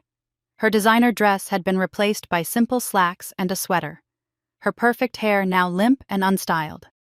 She had aged a decade in the past 6 weeks, the stress carving deep lines into a face that had once been beautiful. She saw me standing at the end of the driveway and froze. For a long moment, we just looked at each other. The stepmother who had treated me like an unwelcome guest in my own father's house, and the stepdaughter she had never bothered to know. Then Linda walked toward me, her step slow and uncertain, her eyes red-rimmed from crying. "Maya." Her voice was hoarse. "Please, you have to help me." I said nothing. I did not know about any of it. Linda's hands were trembling as she reached toward me. The blackmail, the extortion, none of it. Robert never told me where the money came from. I thought he was successful. I thought he had earned everything we had. I remained silent, watching her waiting. "Please." Linda's voice cracked. "I have nowhere to go. Tiffany and Brittany. They are staying with friends, but no one will take me in. My family disowned me years ago when I married Robert. I have nothing. No money, no job, no skills. I am 58 years old, and I have never worked a day in my life."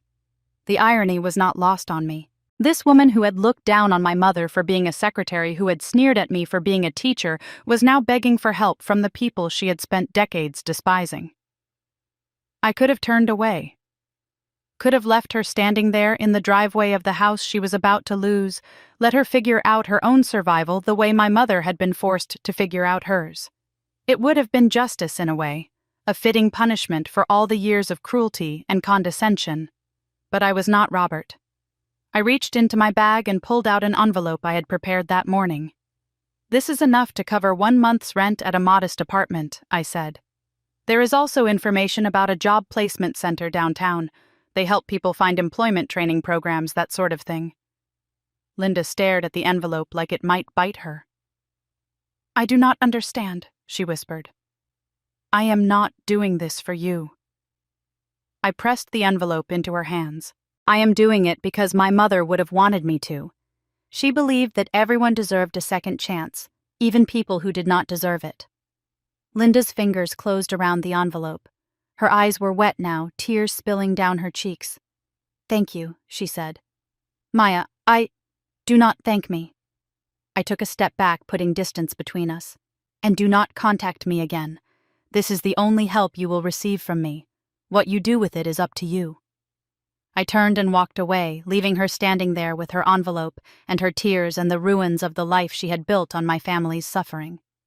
I did not look back. The car was waiting for me at the end of the street. Julian sat in the driver's seat, his window rolled down, watching me approach. "How did it go?" I climbed into the passenger seat and fastened my belt, as well as could be expected. "You gave her the envelope." I did.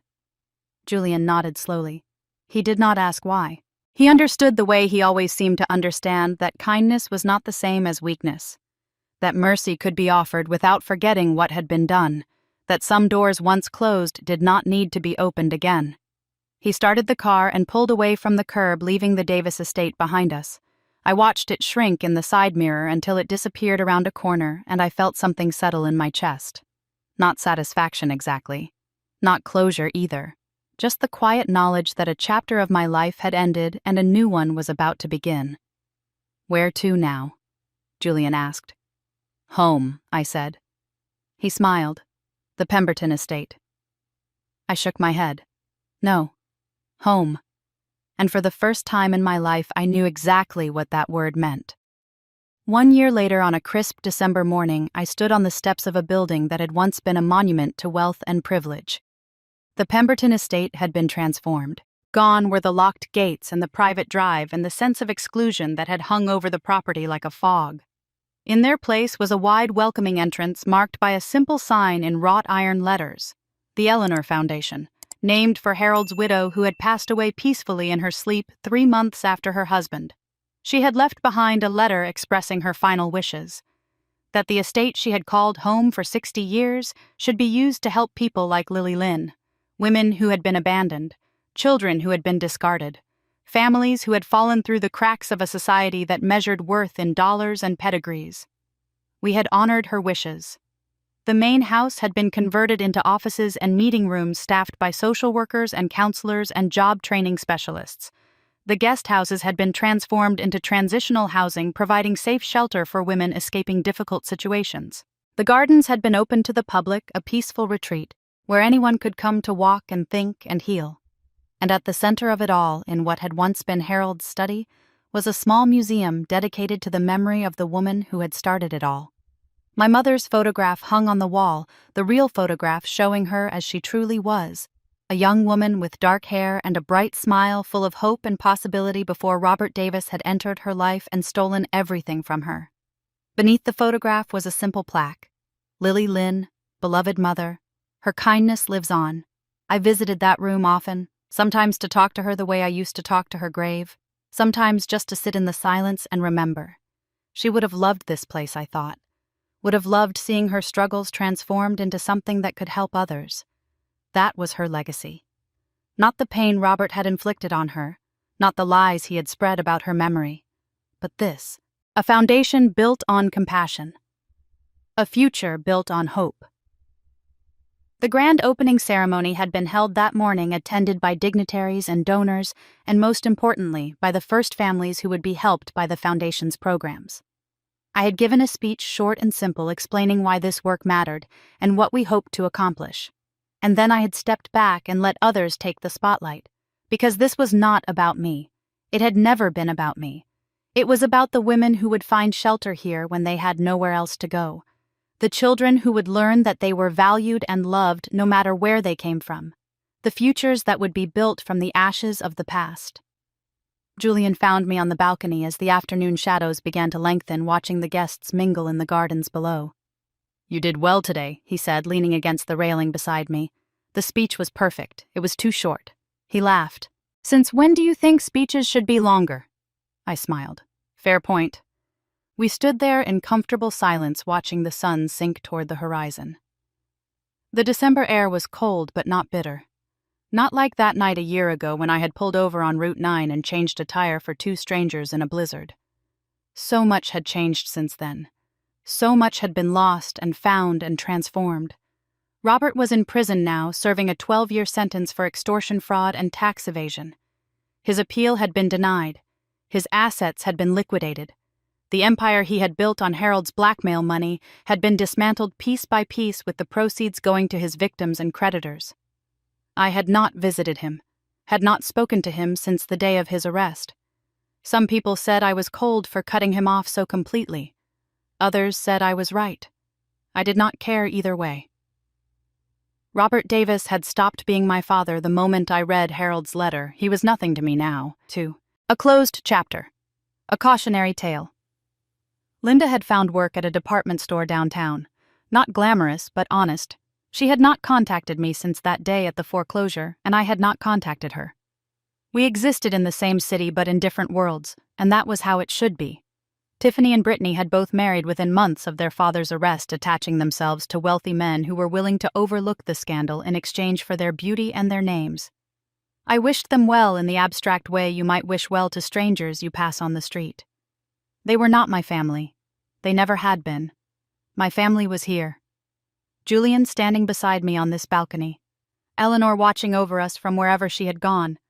Harold, whose photograph hung in the entry hall, his blue eyes still holding that same searching gaze. And my mother.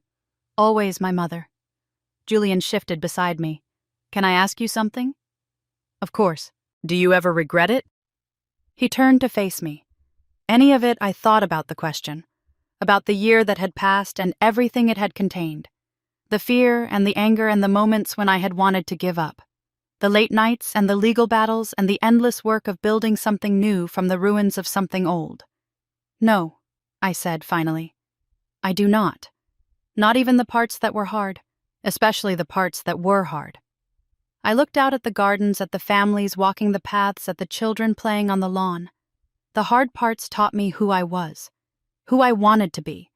They showed me that I was stronger than I ever imagined. Julian nodded slowly. "Harold would be proud of you. I think he would be proud of all of us." We watched the sun set together, the sky turning gold and pink and purple as the day faded into evening. The guests began to drift toward their cars, heading home to their own lives, carrying with them the hope that the Eleanor Foundation represented. When the last of them had gone, I turned to Julian. "Thank you," I said. "For what?" "For everything. For believing in me when no one else did. For standing by me when it would have been easier to walk away. For helping me become the person I needed to be." Julian smiled. "That is what partners do." Partners. The word felt right, felt true. I did not know what the future held for us, did not know if we would remain colleagues or become something more. But I knew that whatever happened, we would face it together. That was what mattered. That was what family meant. The night was quiet as I returned to the study that had once belonged to Harold. I sat at his desk, the same desk where he had written the letter that had changed my life, and opened the journal I had started keeping after his death. It had become a habit, this nightly reflection, a way of processing everything that had happened and everything that was still to come. I picked up my pen and began to write.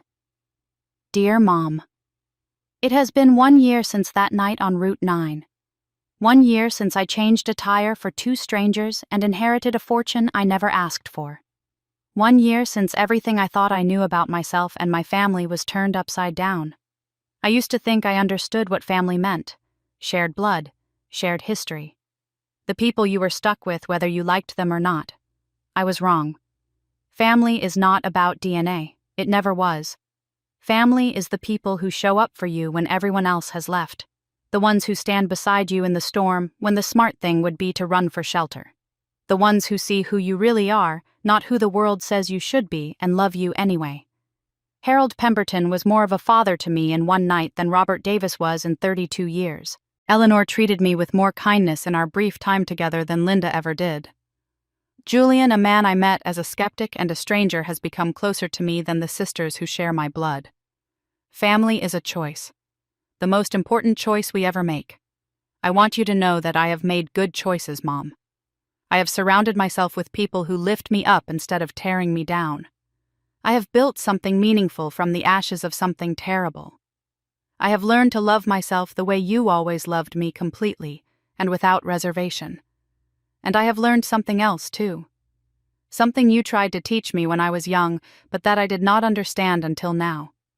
Kindness is not weakness. In a world full of predators, keeping a warm heart is an act of rebellion. It is easy to become hard and cold and ruthless. Easy to let the cruelty of others transform you into something just as cruel. But staying soft, staying open, staying capable of love and compassion and grace, that takes real courage. That takes strength most people never find. But here is the thing. Kindness without boundaries is just another word for being a doormat. Compassion without wisdom is just another way to get hurt. You were kind, Mom, the kindest person I have ever known. But you were also strong. You raised me alone, worked 3 jobs, built a life from nothing with nothing but your determination and your love. You did not let Robert break you. You did not let the world make you bitter. You were a lion, Mom. A gentle lion who fought for what mattered and let go of what did not. I want to be like you. I want to be the kind of person who helps strangers on dark roads, who shows mercy to people who do not deserve it, who builds instead of destroys. But I also want to be the kind of person who protects herself, who draws lines and holds them, who knows when kindness has reached its limit and justice must take its place. I want to have teeth, Mom, gentle teeth that I only bare when I need to, but teeth nonetheless. The world is full of people like Robert. People who see kindness as weakness, who mistake compassion for an invitation to take advantage. They will try to make you feel small. They will tell you that your heart is a liability, that caring makes you vulnerable, that the only way to survive is to become as cold as they are. Do not believe them. Your kindness is not stupidity. Your compassion is not naivety. Your willingness to see the good in people is not a flaw to be corrected. It is your greatest strength. But use it wisely. Give it to people who deserve it. And when someone shows you who they really are, believe them. Do not waste your warmth on those who will only use it against you. Be a kind lion, not a gentle sheep. And if someone tries to destroy you, if they come for everything you love with cruelty and lies and malice, do not be afraid to fight back. Do not be afraid to use every weapon at your disposal. Do not be afraid to buy their debt and foreclose on their house. Justice is not cruelty. Consequences are not revenge. And protecting yourself is not the same as becoming what you hate. I learned that this year. I learned it the hard way through pain and fear and moments when I wanted to give up. But I learned it. And now I am passing it on. To whoever reads these words, to whatever daughter or son or struggling soul needs to hear them. You are stronger than you know, you are braver than you feel, and you are worthy of every good thing that comes your way. Do not let anyone tell you otherwise. With love. Maya, I set down the pen and looked out the window at the night sky. The stars were out bright and clear, the same stars my mother used to point at when I was young. Make a wish, she would say. Any wish you want. I closed my eyes and made a wish, not for wealth or power or any of the things I had once thought mattered, but for something simpler, something truer. I wished that somewhere out there on a dark road in a cold storm, another kind stranger would pull over to help someone in need. I wished that the kindness would continue, that it would spread, ripple outward, touch lives I would never know. I wished that my mother could see what I had become and that she would be proud. Then I opened my eyes, closed the journal, and walked out into the night. The future was waiting, and I was ready for it.